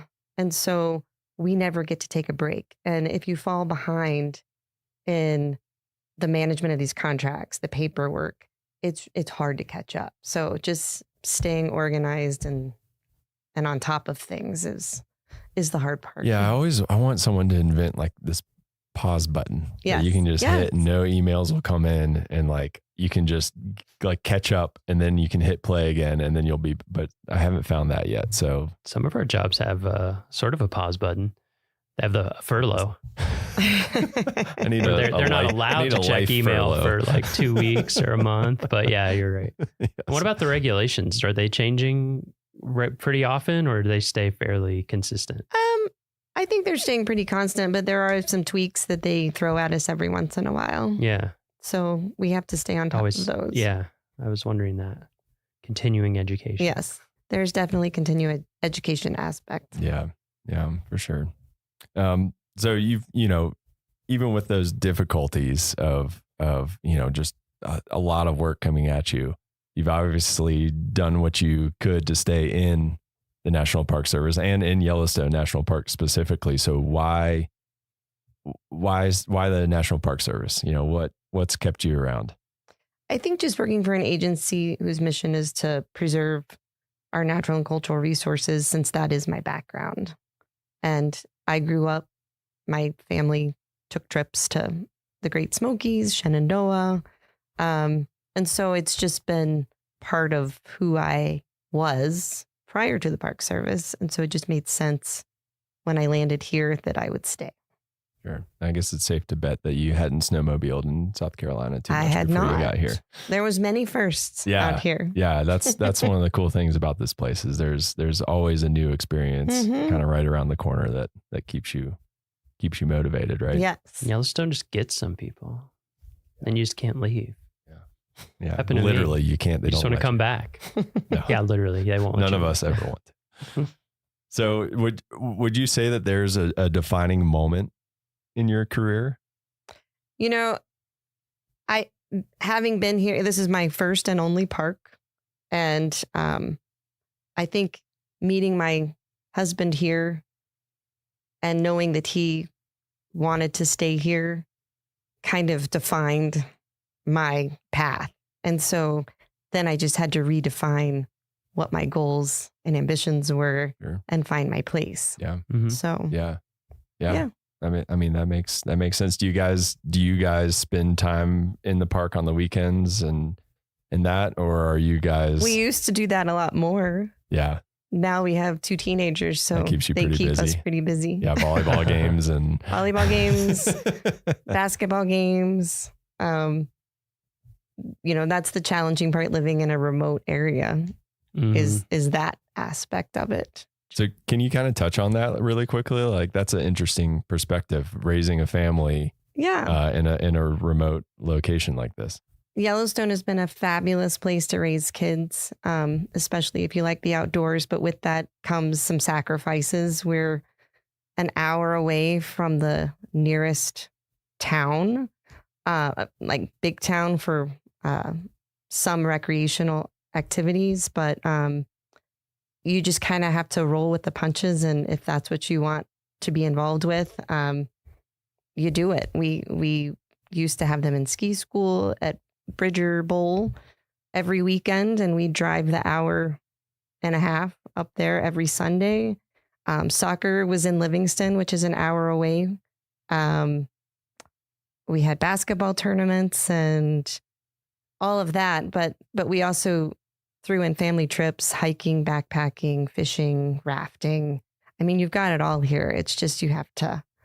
I mean, we're an hour away from the closest vet for your pets. So it takes a special person to live here. But if you love the outdoors, I think this is a great place to be. Yeah.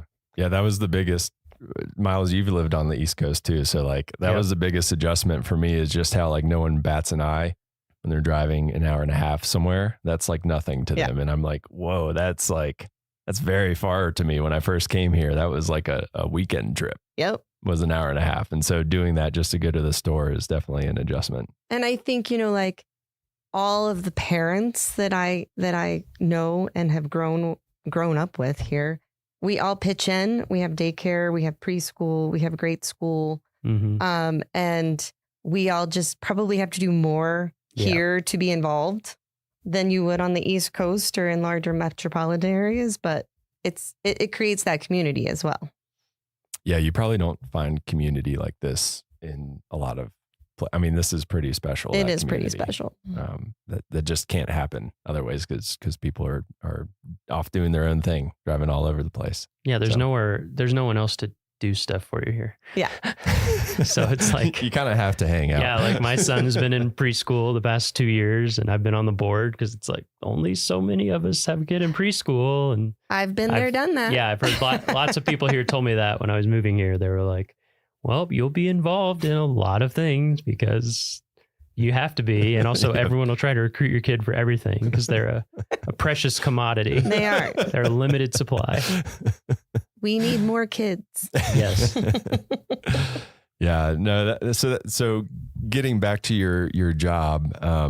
So the Park Service mission is to, like you alluded to, preserve the natural and cultural resources for the enjoyment, education, and inspiration for this and future generations.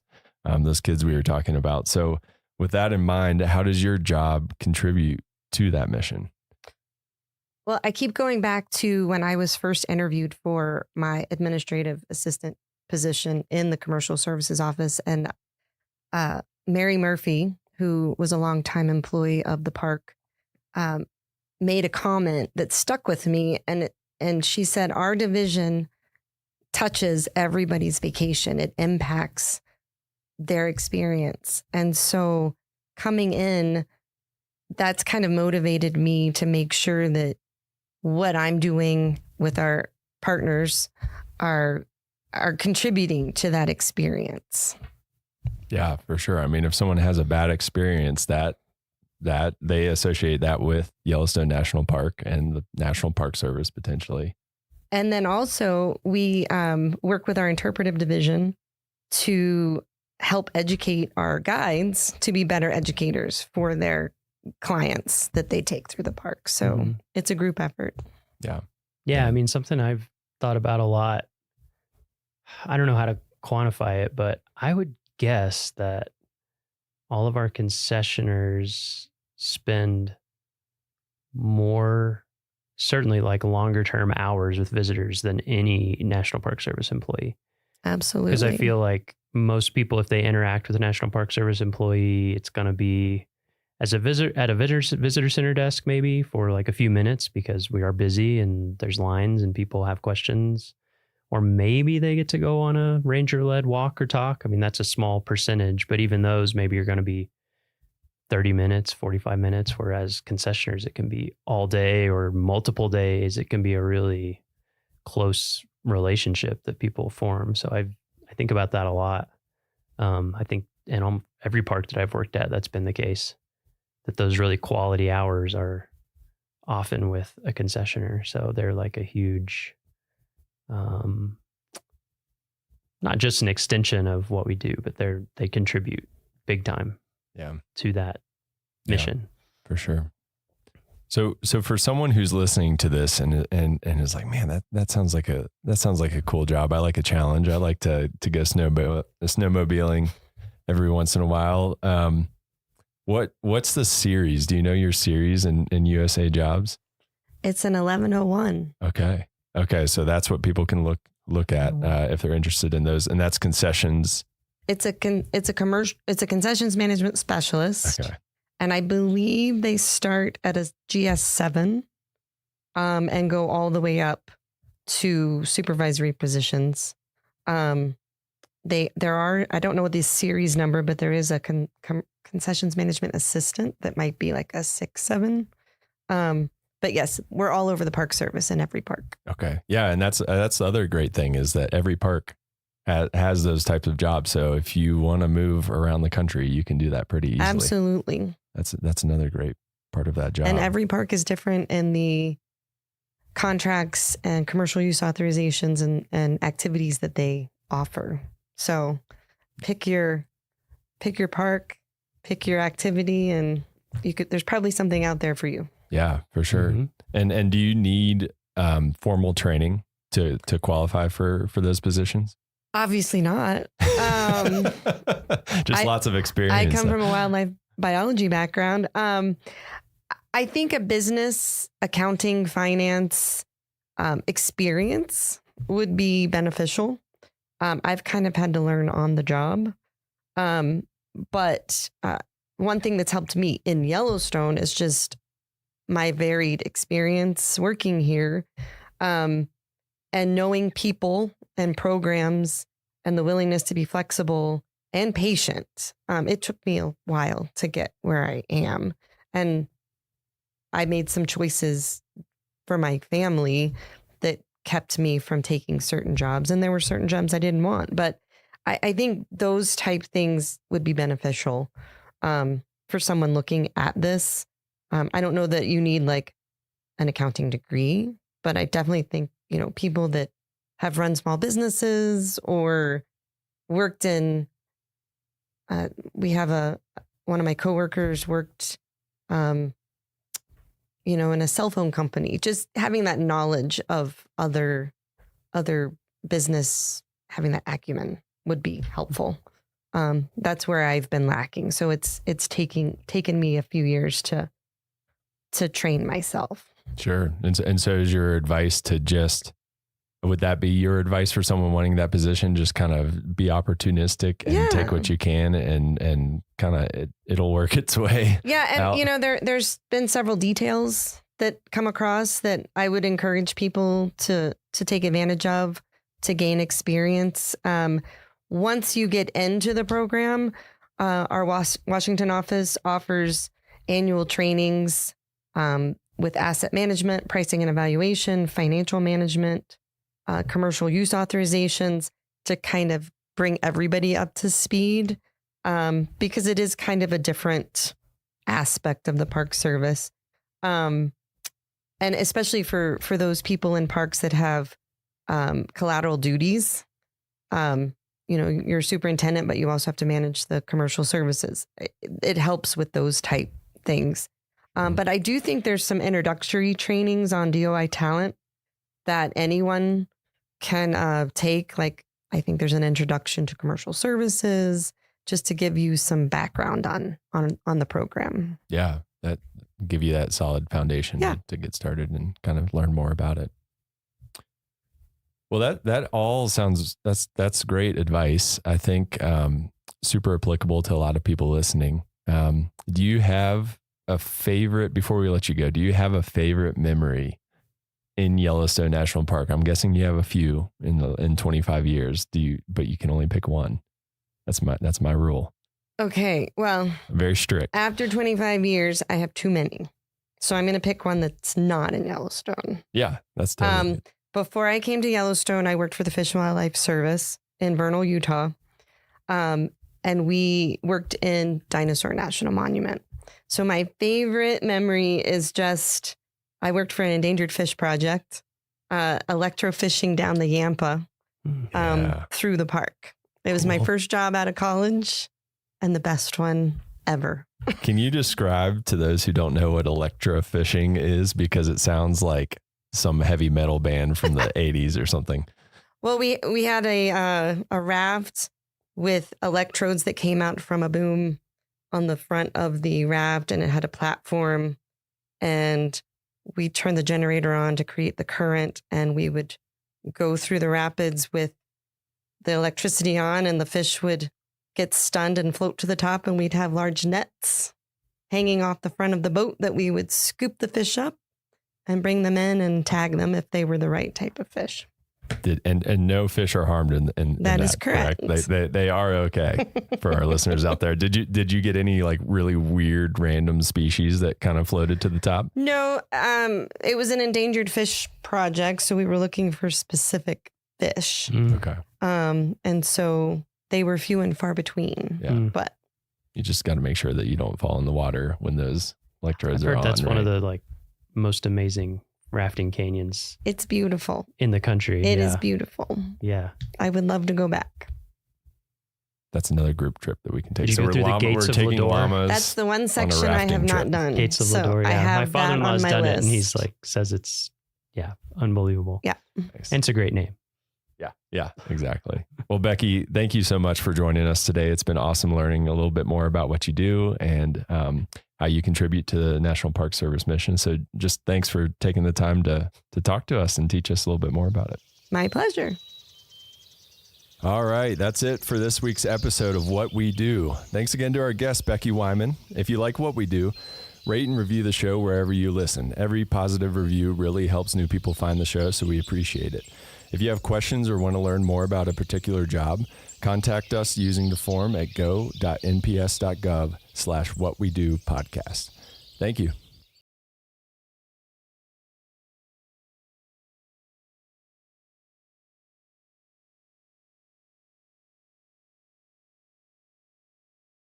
High above the lake was once the location of the Going to the Sun chalets. Built in 1915 by the Great Northern Railway as part of a network of hotels, chalets, and tent camps, the chalets sat high above the lake on the rocky promontory called Sun Point. Constructed in the Swiss chalet style, the beautiful rock and log buildings could accommodate up to 200 visitors a night. In the days before the construction of the Going to the Sun Road, transportation in the park was an adventure. Visitors arrived at the Going to the Sun chalets by boat or horse. In fact, the majority of the visitors to the network of hotels and chalets operated by the Great Northern rode horses, and these chalets served as a hub for horseback travel over Pegan Pass to get to Mini Glacier or over Gunsight Pass to the Lake McDonald Valley.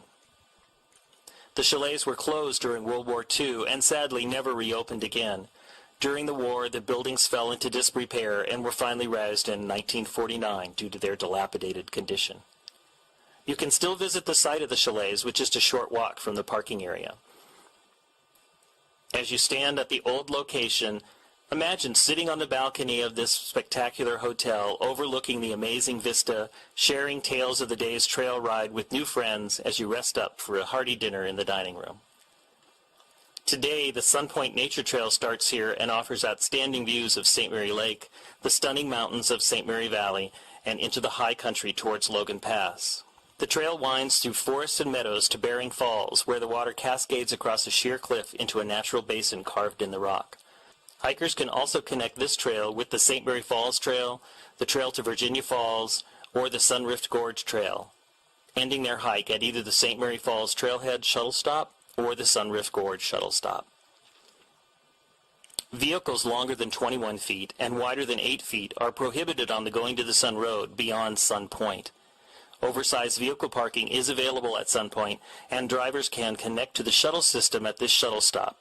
In addition, a picnic area is located here.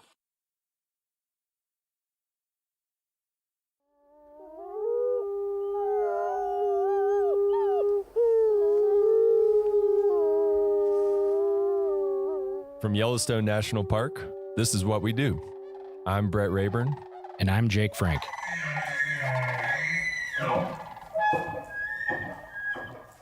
So I have a question for you to kick this off. Okay. What's the biggest fish that you've ever caught?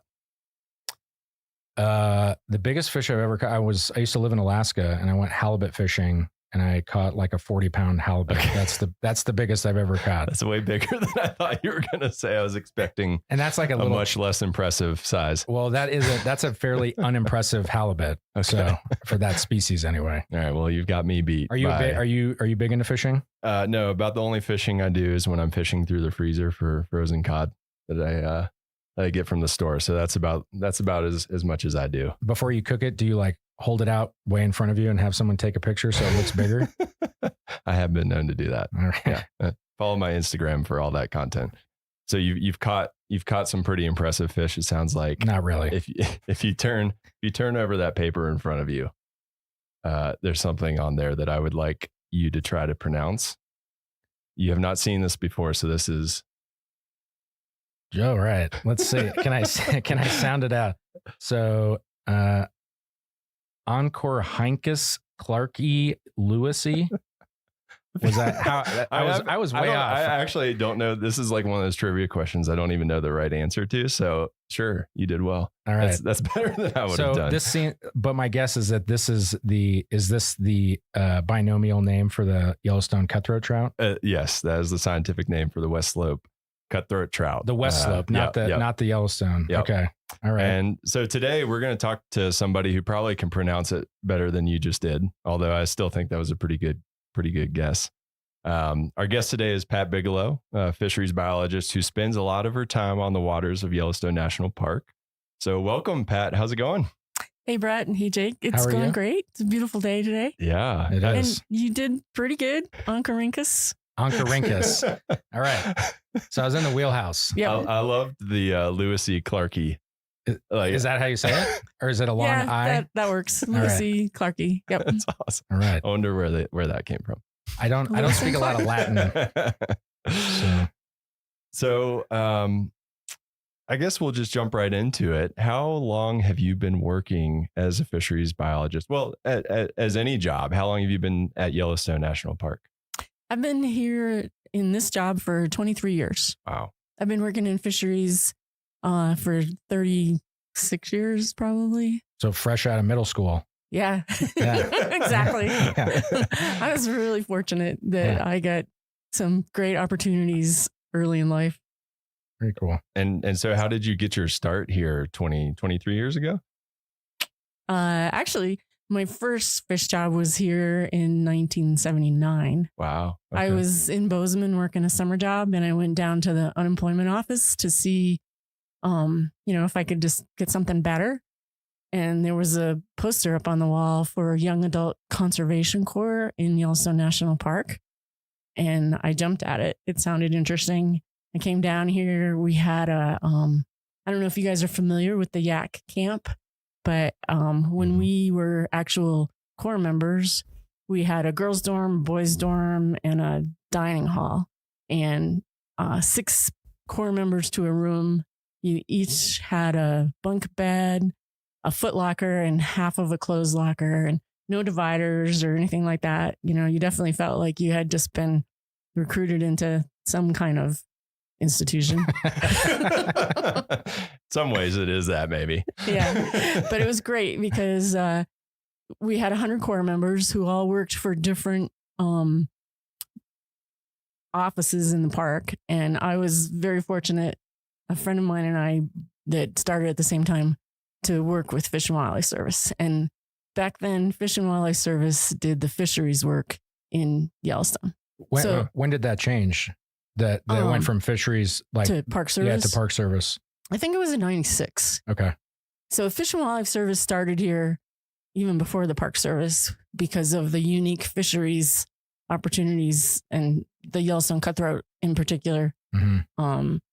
And then they established a research station in the 50s. They had a hatchery here early on, early 20s, 30s, into the 50s. And then after that, they kind of went more to a research station. And then they had a management office, which is who I worked for, that advised the Park Service, kind of like a fish and game agency,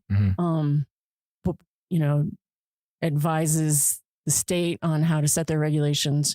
Fish and Wildlife Service kind of kept the Park Service up to date on their And my history is not great, but if I remember reading, it's even before the National Park Service, there was like the predecessor to the Fish and Wildlife Services who stocked the lakes and did a lot of the fishery stuff in Yellowstone. Correct. U.S. Fish Commission back even as early as 1889. Yeah. We're doing some stocking in Yellowstone National Park. Wow. Yeah. A lot of history. Yeah. Yeah. Yeah. Fisheries history in the park is really kind of a reflection of fisheries management history for the country. Really. Mm-hmm. Wow. Yeah. Yeah. That's awesome. So when you started, did you know, it sounds like you kind of just saw a poster and got a little lucky in that way. Did you know that there were jobs where people worked with fish in national parks? I hate to say, I probably shouldn't even tell you this, but when we can edit it out if we need to. When I first moved to Bozeman, one of my coworkers said, "Well, have you been to Yellowstone Park yet?" Because I was trying to figure out what to do for the weekend. And I said, "What do you mean a park? Is it, like Ferris wheel?" Yeah, does it have slides? I've had visitors ask me where the zip lines are. So yeah, I think that's well, to be fair, they're in West Yellowstone. So yeah. That's true. and I want to say I was very young then. So sure. Lots to learn. Yeah. So you were pleasantly surprised that there were actually jobs where you could do that. It was awesome. Cool. And one of my first full weeks working for the Fish and Wildlife Service, they were doing their annual survey on Yellowstone Lake of the cutthroat trout. And so it meant spending a week on a boat gill netting on the lake.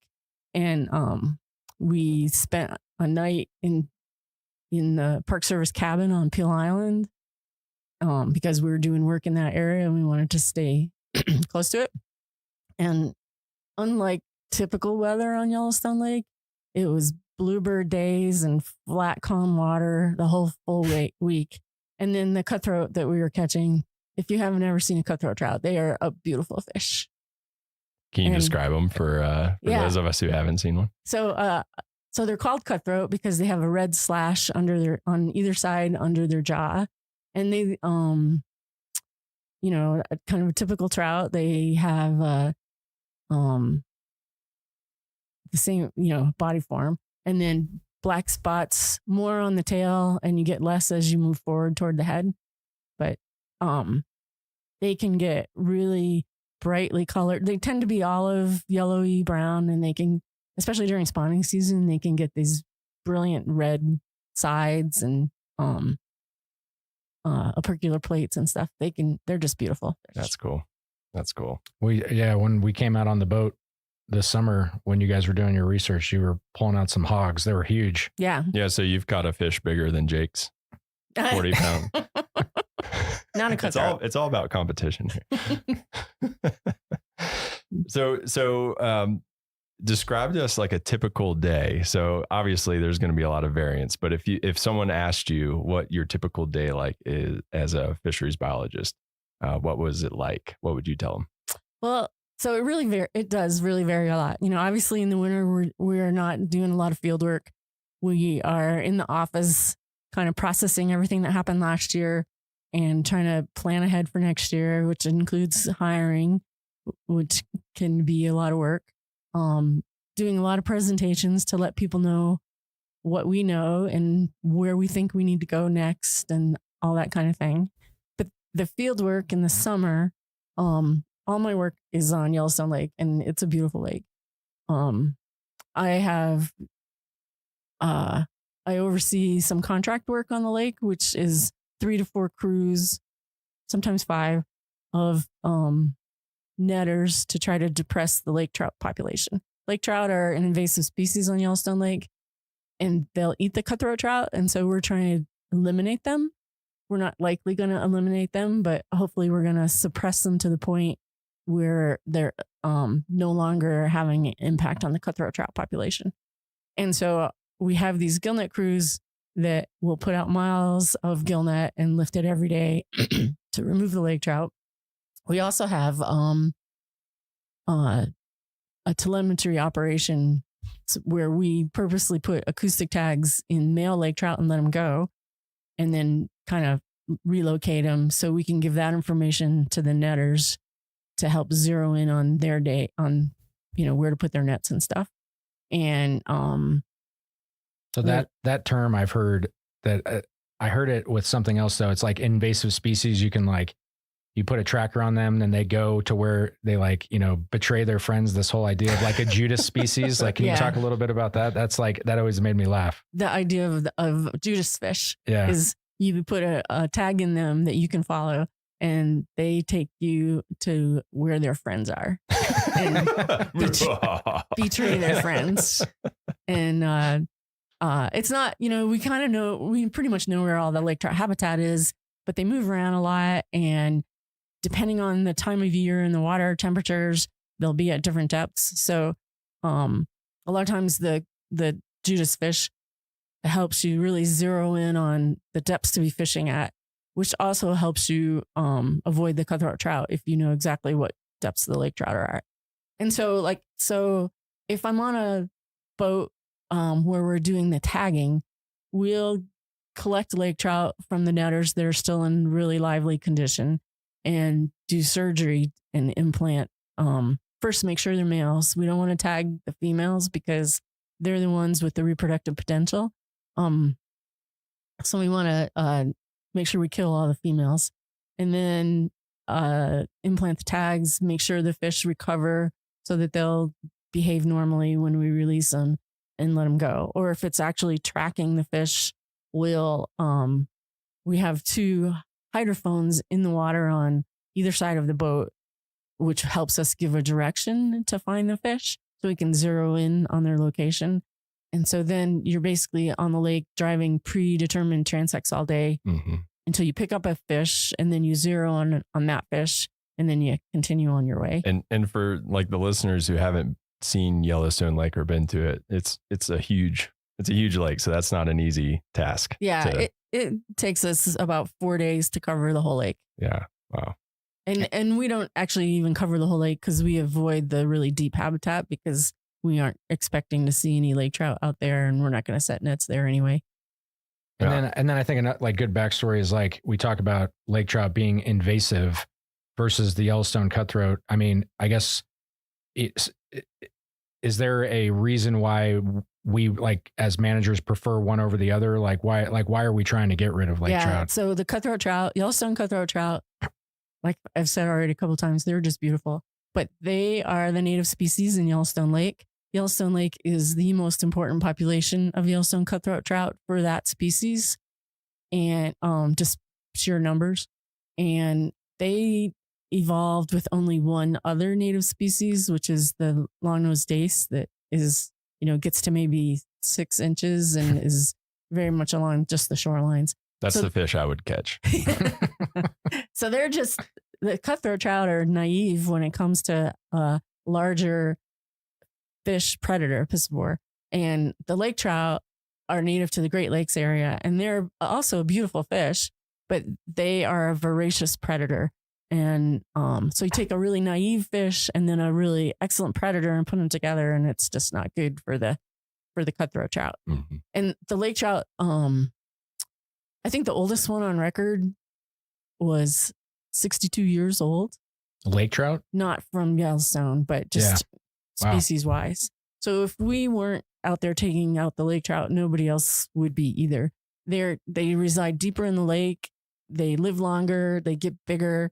They have a lot higher reproductive potential than the cutthroat trout. And if left unchecked, they would decimate the cutthroat trout population.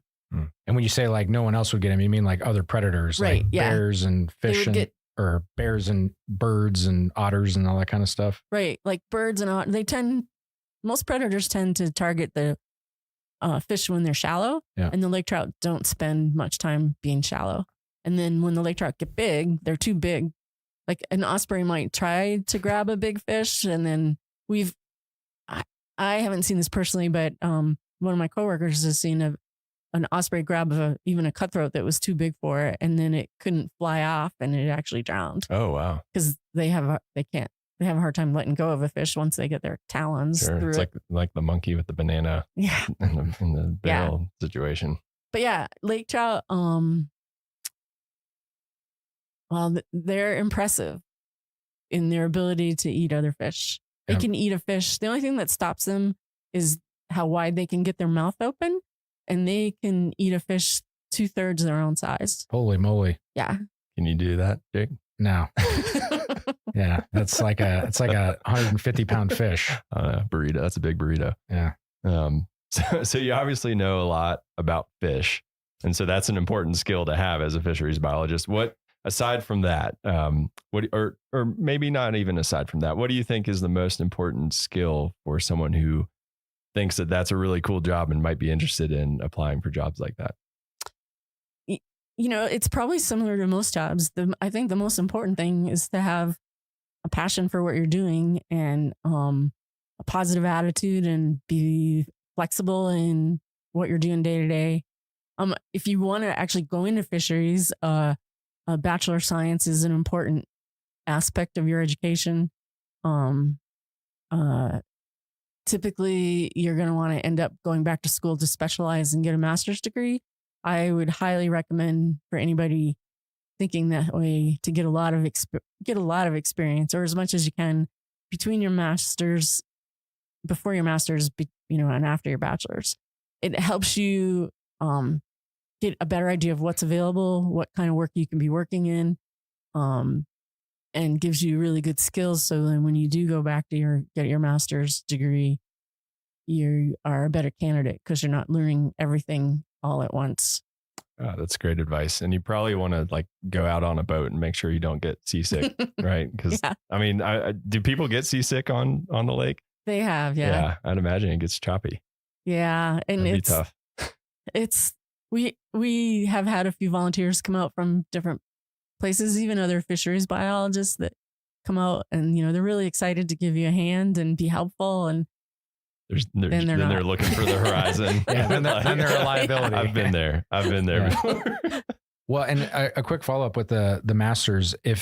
Does it matter if you're specializing? Like, say if somebody's like, my goal is to work in Yellowstone, do they need to get a master's related to the species that are here? Or can you, if you happen to be, say, getting your master's in some other fish species, does that qualify you? Like, can you learn what you need to on the job, or does it really help to focus in on the actual species that you'll be studying in the park that you want to end up in? I think the broader the education you have, the better. And you can focus in when you get to the particular job. Because the other thing is, even though Yellowstone might be your goal, that might not be your next step. Gotcha. So good Yeah, to that's be good prepared. advice. And then also, it's good to think outside of the box sometimes too. And if you have more familiarity with other habitats, other species and stuff, that, you can bring in maybe a new perspective that somehow is different than what people have thought of before. Mm-hmm. Cool. Yeah. Well, and it sounds like your typical day is pretty cool, especially in the summer when you're out on a boat. What is your favorite part about your job? You can probably tell I love Yellowstone Lake. So being on the lake is awesome. But I think the most rewarding, well, two things are most rewarding, but one is I work with amazing people, and being able to sit down with a coworker and talk about strategies and, how things are going, what happened over here, how we can pull that together, how we can best use our crews, and to just keep making things move forward is super rewarding. But then also taking somebody, like we typically have student volunteers every summer, and they typically don't have much for experience. So taking somebody who really knows nothing about what we're doing and bringing them through a season and seeing them increase their skills and increase their confidence and get more sure about what they want to do and be excited about protecting the resource. That's pretty awesome. But then the other part is actually seeing the work that we're doing make a definite impact on protecting Yellowstone Park's resources. That's really rewarding as well. Yeah. Well, and we'll let you slide, even though you gave us 3 favorites. Yeah, we said one, but we got 3. It's okay. That's your one mulligan for this podcast. Okay. Whoops. So with that, this is the hard question. What is the toughest part about your job? That's a really good question too. You can get frustrated with the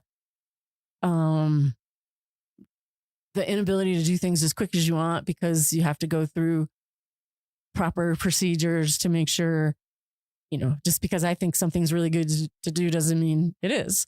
So there's a lot of checks and balances that you have to go through. Surprisingly. Red tape? Yeah. And then, so that can be really frustrating. And then also, supervision can be really challenging. It's important to be able to work well with people, and not just work well with them, but communication is such an important aspect of all parts of life. And even though everybody communicates every day, it just amazes me that we all have so much more to learn on how to communicate better. So if I have an employee, for instance, how to get the best, how to help them be their best and get the best out of them can be really challenging, especially if for some reason they shouldn't have taken the job and don't really want to be there. Yeah. And you mentioned earlier that you're doing hiring right now. How many people are a part of your operation? So in the fisheries program, we have Todd Cole's our leader. Brian Ertel and I are both full fish biologists that have been here quite a long time. Andy Pachani is a new streams biologist who's doing great work. And then right now we have 2 student biologists. They're in the Pathways program, Cody Vendor and Drew McDonald. And each of us hires, with the exception of Todd, but each of us that are in the biologist series hire 2 technicians and 1 intern for the summer. So you guys are a big operation. Mm-hmm. Yeah. And then on top of that, we have the contract crew that does a lot of the suppression netting, not all of it, but most of it. And they will have up to 20 people. Yeah. And there's a lot of time, effort, and money that go into the fisheries program. Yeah. Yep.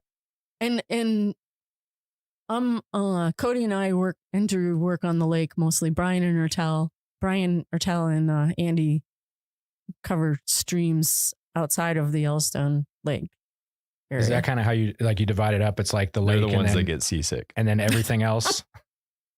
Is that how you like divide your guys' work is the lake and then everything that's not Yellowstone Lake. That's kind of the dividing line. Yeah. And Brian focuses more on Yellowstone cutthroat, where Andy focuses a little bit more on the West Slope cutthroat. But since they're both doing river stream work, they work together a lot. Gotcha. So you talked a little bit about kind of the tougher parts of the job. So what is it about the Park Service that keeps you here and brought you here and keeps you here, I guess?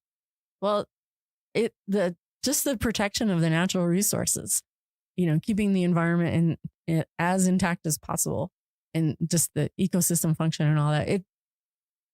Those are all great buzzwords, but it's the beauty of everything working together that really draws you in, and it makes you really enjoy it. Yeah, and some of our listeners might not be super familiar with the National Park Service mission. We all had to get it tattooed on us when we took the jobs, and Jake's is on his lower back, I think, right? Is it still there? I can neither confirm nor deny. but essentially, the mission is preserving the natural and cultural resources, like you said, for the enjoyment, education, and inspiration of this and future generations. So, and you've touched on this, but how does your job contribute to this mission? It seems like a pretty direct and easy to see thing. We're spending a lot of time and effort suppressing the lake trout population so that the cutthroat trout population in Yellowstone Lake can thrive. And because that's the major population for that species of fish, it helps that whole species thrive. And it's a beautiful fish. Did I say that already? Yeah. You can say that one twice. That's okay. And then what I've learned here, like not being a big like fisherman or person who fishes, I don't know what the non-gendered version of that is, but people love to fish.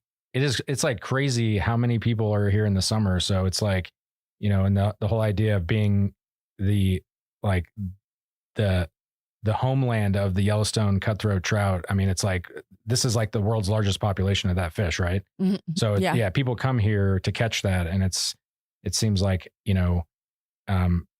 protecting it, and then people have that direct enjoyment. I mean, it seems like everybody appreciates being able to get out there and catch that big fish and put it on the gram. Yeah. And not only, think about going out on Yellowstone Lake. This is a huge lake, and there's, 3 buildings on the entire lake. I mean, maybe a couple more, depending on how far away from the water you want to measure, but it's just spectacular. Yeah. Yeah. You're out there. Mm-hmm. You're out there. All right. Well, before we wrap up, we're going to get into what we call the nitty gritty here. So I don't want to scare listeners away. There's a fair warning. There's going to be some government jargon, but fear not, we've got your back. So we have an introductory episode, along with some links that we're going to put in the show notes that will explain all this in detail. So that said, for people interested in this type of career, and you've kind of already talked about the education aspect of it. So if I want to be a fisheries biologist, what's your job series in USA Jobs, series and GS level, and all that nitty gritty? So my GS level is GS 11, and my job series is fisheries biologist 0482. And then, like a lot of the seasonals that we're hiring this summer, they are fishery biological technicians (fisheries), and because there are a lot of different biological technicians, and they're all in the GS 0404 series. Awesome. Cool. And aside from the education aspect, is there any other formal training that someone needs to have to apply for this position, or? Not formal. A bachelor's is great. But like I said, the more experience you can get with different agencies, different areas, the better off you're going to be. Sure. Yeah, that makes sense. Do you have any other advice for people interested in that career path aside from what you've said already? It's a great career. It's really fun. I've worked, when I left here from my first 4 years that I was here with the Fish and Wildlife Service, I did some work with the state, Wyoming Game and Fish. I worked with Fish and Wildlife Service in California, Northern Idaho, Washington, every job I've ever had has been really fun. Come work with Pat is what she's saying. All right. Well, before we let you go, we like to ask everyone that comes on the podcast one final question. This one's my favorite. So what is your favorite story or memory in a national park? It doesn't have to be in Yellowstone, although you've been here a while. So there's a good chance it will be, but it doesn't have to be. It can be, a trip you took during annual leave or something. But do you have any defining story or memory from a national park? There's so many to choose from. This one's really fish related though, so I'll share it. We were doing a snorkel survey on the Olympic Peninsula, and we were snorkeling Chinook salmon, which get quite big. Spring Chinook salmon in particular, they like to hide their head. They're kind of like a little kid in that if their eyes are covered, they think you can't see them. And so when you're snorkeling for them, you got to really look at the root wads and things, because they kind of stick their head in the root wad, and then you might miss them if you're not really looking closely. So I was coming down this stretch of stream that was actually pretty wide and flat and no cover. And this spring Chinook, I could see him. He was just in the mid-water column in front of me over this gravel bar. And he saw me and he just sunk down and sat on the bottom. And I was getting closer because I was coming downstream.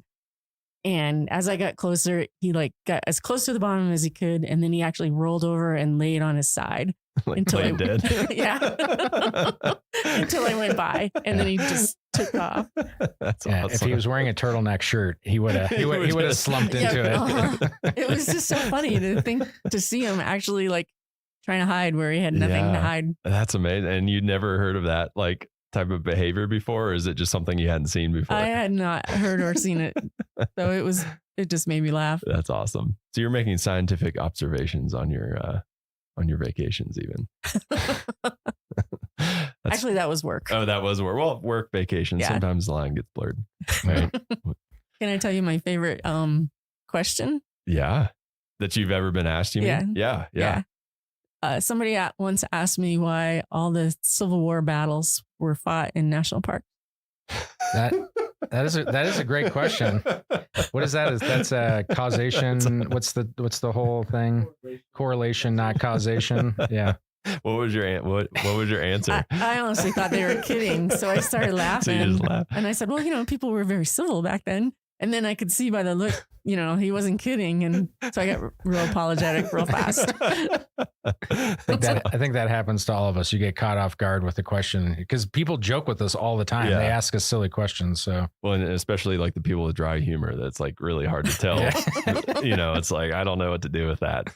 Yeah. Well, awesome. Well, Pat, thank you so much for joining us. It was really cool hearing about your job and learning a little bit more about fish too. So I'm excited to go fishing. I think when the season starts. I think I am also excited to fish, but I have this weird, I like the touching of fish. I don't know how hard to grab them or not. I feel like I'm strangling them. Yeah. And I don't want to mess their slime up, but then they know when I'm not holding them tight enough and then they flop around and then I drop them. So I just what's the safe hand? Can we get an extra credit question here? What's the safe handling for someone who's fishing? What do you wear gloves? Do you not wear gloves? We wear gloves. Yeah. The water's really cold for no other reason, but it helps protect the fish and it helps give you a little bit milder grip, but you don't want to grip them tight. I feel like I'm going to squeeze the life out of them. Yeah. And if you're angling, don't grip it like a burrito. Right. Do it like if you're angling, if you baby. could keep them in the water while you're handling them, that keeps them calmer too. I've seen that hashtag, keep them wet. Yeah. Okay. And grip it like a burrito, not a baby. Yeah. Right. Which, anyways, we'll leave it there. Anyways, thanks for joining us. Yeah. Thanks for having me. Yeah. It's great talking with you, Pat. Yeah. Thanks for joining. That's it for this week's episode of What We Do. Thanks again to our guest, Pat Bigelow. And if you like what we do, rate and review the show wherever you listen. Every positive review helps new people find the show, so we really appreciate it. If you have questions or you want to learn more about a particular job, contact us using the form at go.nps.gov/whatwedopodcast. Thanks for listening.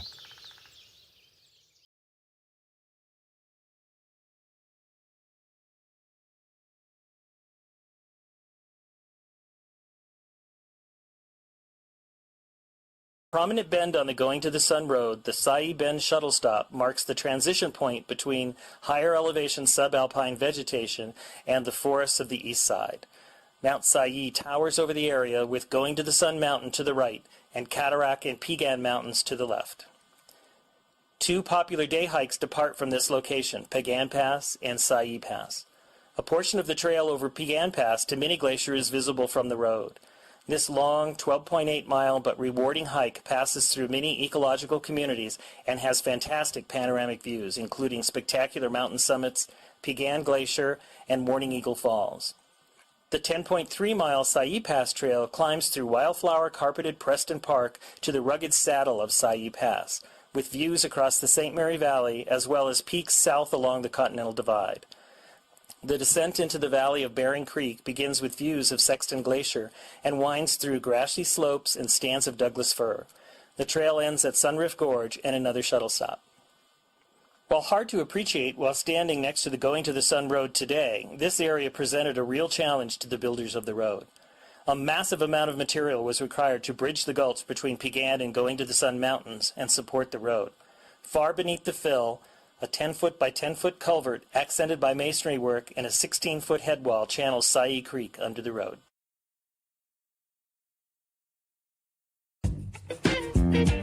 Welcome to Core Facts, where we're always short on time and big on science. I'm Brian Campbell. Today's question is, why is Yellowstone called Yellowstone? Contrary to popular belief, Yellowstone was not named for the abundant yellow-colored rhyolite lavas in the Grand Canyon of Yellowstone that have been chemically altered by reactions with steam and hot water to create vivid yellow and pink colors. Instead, the name was attributed as early as 1805 to Native Americans who were referring to yellow sandstones along the banks of the Yellowstone River in eastern Montana, several hundred miles downstream and northeast of the park. And now you know. Join us again every week for a new Core Fact. For other Core Facts, or for Corecast, our in-depth science podcast, go to usgs.gov/podcasts. If you'd like to have a question featured on our show, give us an email at corefacts@usgs.gov or a phone call at 703-648-5600. Remember, long-distance fees do apply. Corefax is a product of the U.S. Geological Survey, Department of the Interior.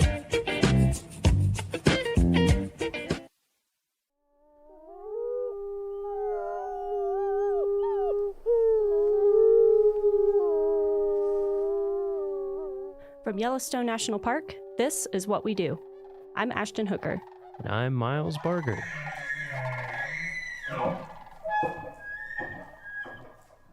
Hey, Miles. Hey, how's it going? Hey, good. How are you? Pretty good. Pretty good. Pretty good. Well, thanks for joining. We are joined today by Brett DeYoung. Hello. Thanks, Brett. Who is the park's supervisory telecommunications specialist here in Yellowstone. So to kind of kick us off with this conversation about telecommunications, cell towers, computers, all the techie stuff that can be a little polarizing here in a park like Yellowstone. People like, remote places without any connectivity. We're going to get into all that, but I have a little trivia for you first. So let's see. We're talking about data. This is a big park, a lot of employees, a lot of computers, a lot of storage. How much storage do you think is supported on Yellowstone's network? You have to take a wild guess. I'll take a wild guess. 100 terabytes. You are actually spot on. Oh. That's amazing. I remember Mark's emails. Good job. So to put that into perspective, I was like, what does 100 terabytes actually mean? Mm-hmm. So correct me if I'm wrong. This was just some brief Googling. So 300,000 digital photos require 1 terabyte. So if you multiply that by 100, that is 30 million photos. That's a ton. That's a lot of photos. That's a ton of data and storage. Or 1 hour of 8K footage. Just kidding. Yeah. That's probably not too far off. Yeah. But anyway, to get into this topic more, we have Brett DeYoung. Thanks for joining us, Brett. How are you doing? I'm doing good. Good. So starting us off, where did you get your start in the National Park Service? I started volunteering with the National Park Service. I came to Yellowstone right after graduating from Purdue, and I worked for the concessionaire, and I worked with the rangers at Old Faithful doing search and rescue and a number of other different things. Other jobs that I did for the concessionaire and risk management and fire safety. I worked with the fire marshal, and I worked with the safety office, and in engineering office, I worked with the facility maintenance division. So I knew most everybody pretty well after the 16 years that I'd worked for the concessionaire. And then one day I got a call from someone, and I applied for a job, and I walked across the street, and I asked them where the cafeteria was, because at the concessionaire, they fed us every day, and they told me I had to bring my own lunch. Oh, man. So I'm still working through that. Yeah, you're still learning how to, feed yourself every day. Is when I came over. Did you, why did you first come out and start volunteering? Were you just an outdoors person before that, or? Yeah, I came out here like most people do because they want to experience the outdoors and they want to live in it, and they want to, rather than taking a vacation, they want to walk out the door and do it on their time off. And so, I was just drawn to that. And it was a really close-knit community down at Old Faithful. Mm-hmm. And we ended up working winters and summers seasonally. And, we all worked closely with the rangers. So it was just nice to spend time and broaden our sphere. So. Mm-hmm. And what was it? Was there something about Yellowstone that drew you here, or was it just kind of, you just happened to Not come out much, here? really. Yeah. No. It was, I was graduating from college in 1989 at Purdue, and it was during a recession at the time, and I was gung-ho to start paying off student loans, and I had a friend that kept saying, I love, I've been working summers in Yellowstone, and you should come out. And I said, okay, let's come out for a summer. And I think you hear that story a lot. Yep. People get hooked. Got hooked. So, yeah. And my wife came out eventually, not long after that, and we just made a home of it. Cool. It's such a big park, and there's so many opportunities. You can move all over the place laterally, and there's a lot to do here. That's a benefit of a great big park. Mm-hmm. So as a supervisory telecommunications specialist, do you have a typical day on the job? Is there even such a thing? Does it vary by season? What does that look like for you? Most days are typical. When you get into a supervisory position, you don't get out in the park as much. So there's a lot of office time, which is, can be the downside. The upside is that you work with you have a staff and they become your team, and that's fun too. And you kind of live through them in a lot of ways. But a typical day, we support Yellowstone's dispatch center, which is an 8-position dispatch center. It's FCC licensed. And it's an alarm monitoring center. It's a very busy center, as you all know. And it also supports the communities of Gardner and Corwin Springs and Silvergate and Cook City. And but we support all their technology, all their systems, their 911 systems, their CAD systems. That's their dispatch system. And it's very complex. So if I didn't get a call in the middle of the night from a dispatcher, then the first thing I do is when I get up at 4:45 in the morning is I look at my phone to see if there's any emails from any dispatchers, and maybe a radio system wasn't working correctly, or they weren't getting, when a 911 call came in, it didn't give the phone number or the address, or it was a, misroute or something like that. So I look for those first thing just to see what the day is going to be like. And if there's none of those, then I, like many employees, live outside, in outside communities. I live in Immigrant up in Paradise Valley. If anybody's watched the Yellowstone TV show, it's not like that, but it's very pretty.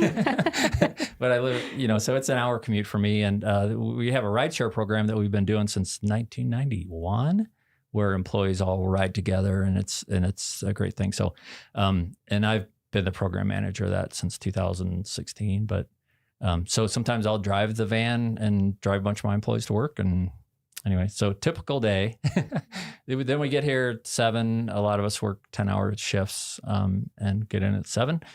And I go around, I work with all my staff. I see what the telephone people are up to, what the IT people are up to, what kind of challenges they have, what's on the agenda for the day, what the alarm shop's doing, what the radio shop's doing. And after I've caught up with all of them, then it's like a lot of other jobs. It's emails and contracts and phone calls and meetings. Gotcha. And so that day that you said you walked across the street to start working for the Park Service, obviously you didn't start out as like a supervisory telecommunications specialist. So can you tell us kind of your path from there to where you are now? Like, did you have other jobs in the meantime, or?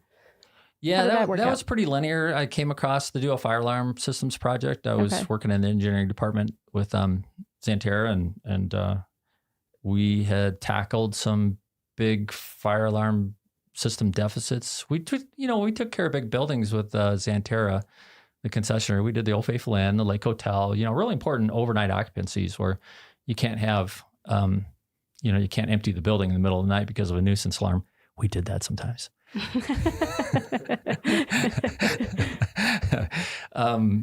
So we got things kind of under wraps over there, and then there were some deficits over here, and they wanted me to tackle that. So that's the job I got hired for.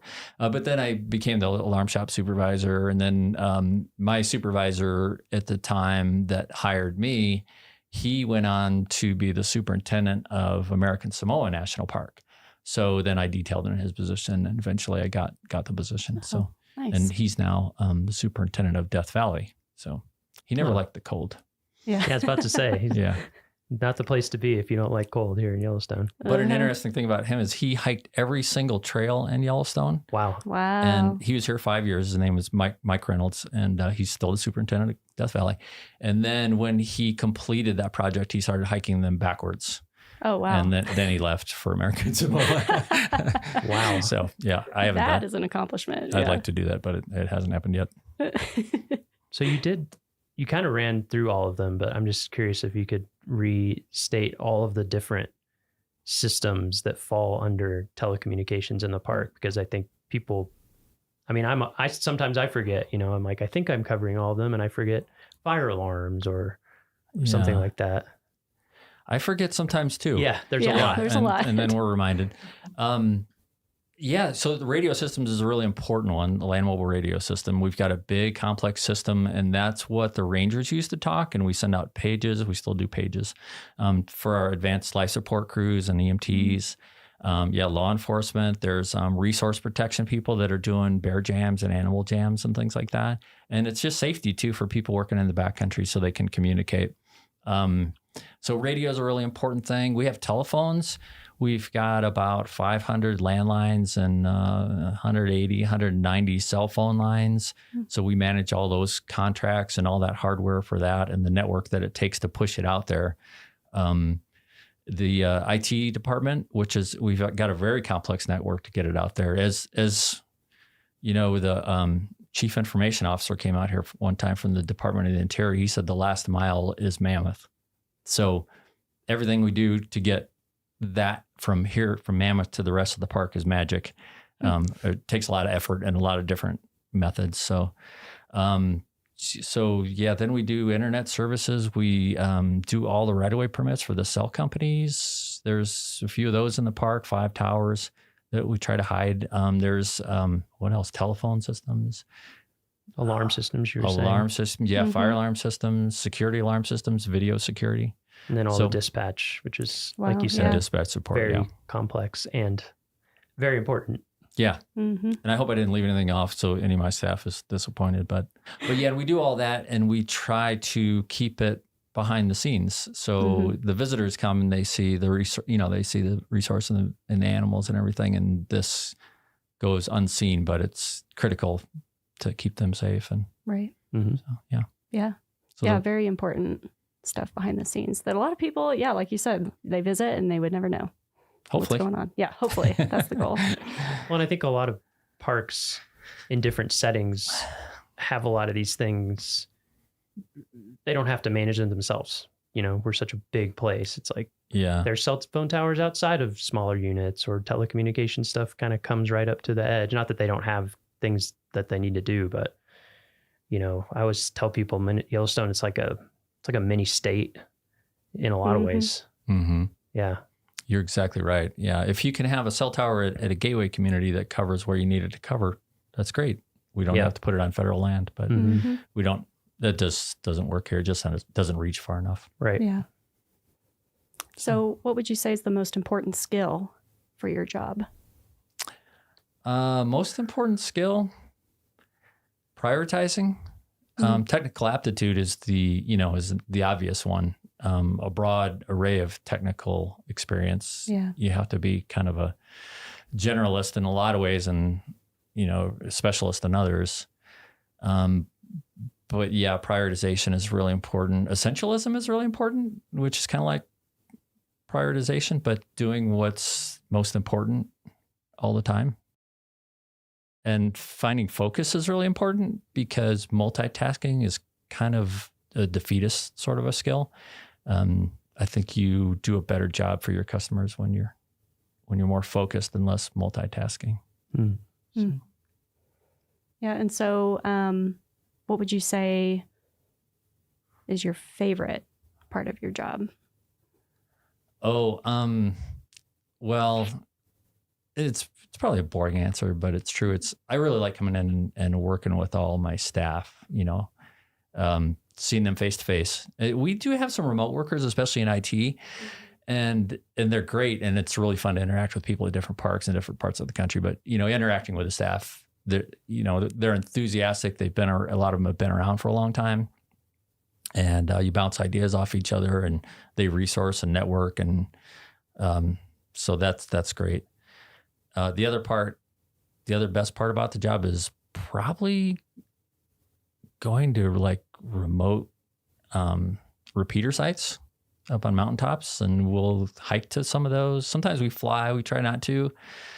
But skiing to them is pretty cool. It takes a lot of planning and you got to be safe, but that's a great way to stay connected. Mm-hmm. Yeah, there's been some good trips up to Mount Holmes the past few years, I feel like. Yeah. Among others. Yeah. But I know I've seen some pictures from that in challenging conditions. Things always like to go down in the middle of the winter, it seems like. Yeah. And we do everything we can to make sure that they're going to hold up for the winter, do all that work in the summer.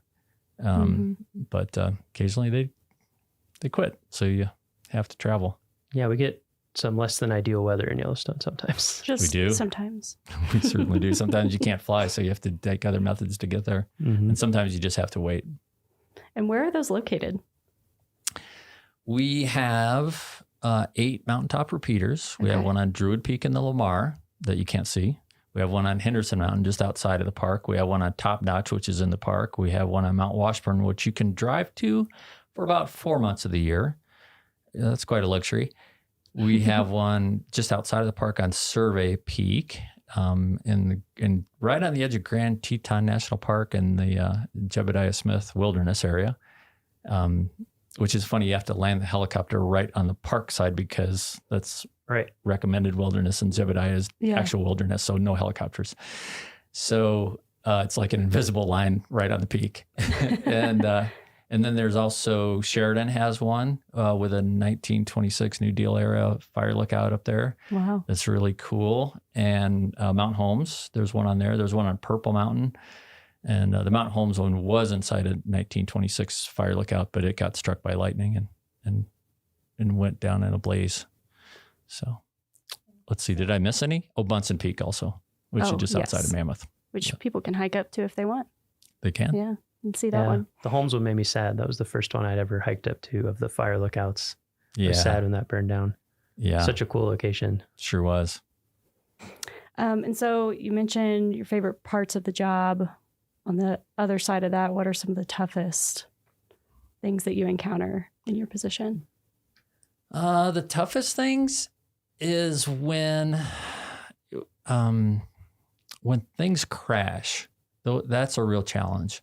Those middle of the night calls, you have to wake up and be lucid and understand what the problem is and who your resources are, and get to the root of the problem pretty quickly.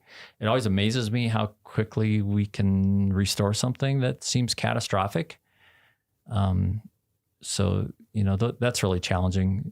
Other things, like we may have links go down for days and have there's been 2 times in my career that we lost Mount Washburn, which is kind of a hub, and we didn't have any cell service at all. And there's a lot of medicals in Yellowstone. There's a lot of, heart attacks and life flights and things like that. And when someone can't call 911 from an interior location, that burden just falls on us really hard. And if you're in the middle of something else and that call comes in, you're just, there's really no backup for you. So you just have to be fully engaged.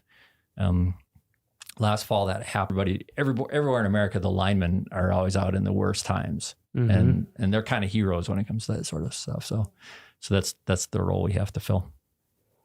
Yeah. So even with those types of difficulties or challenges that you might encounter, what keeps you here? What keeps you working for the National Park Service? Why do you stick around?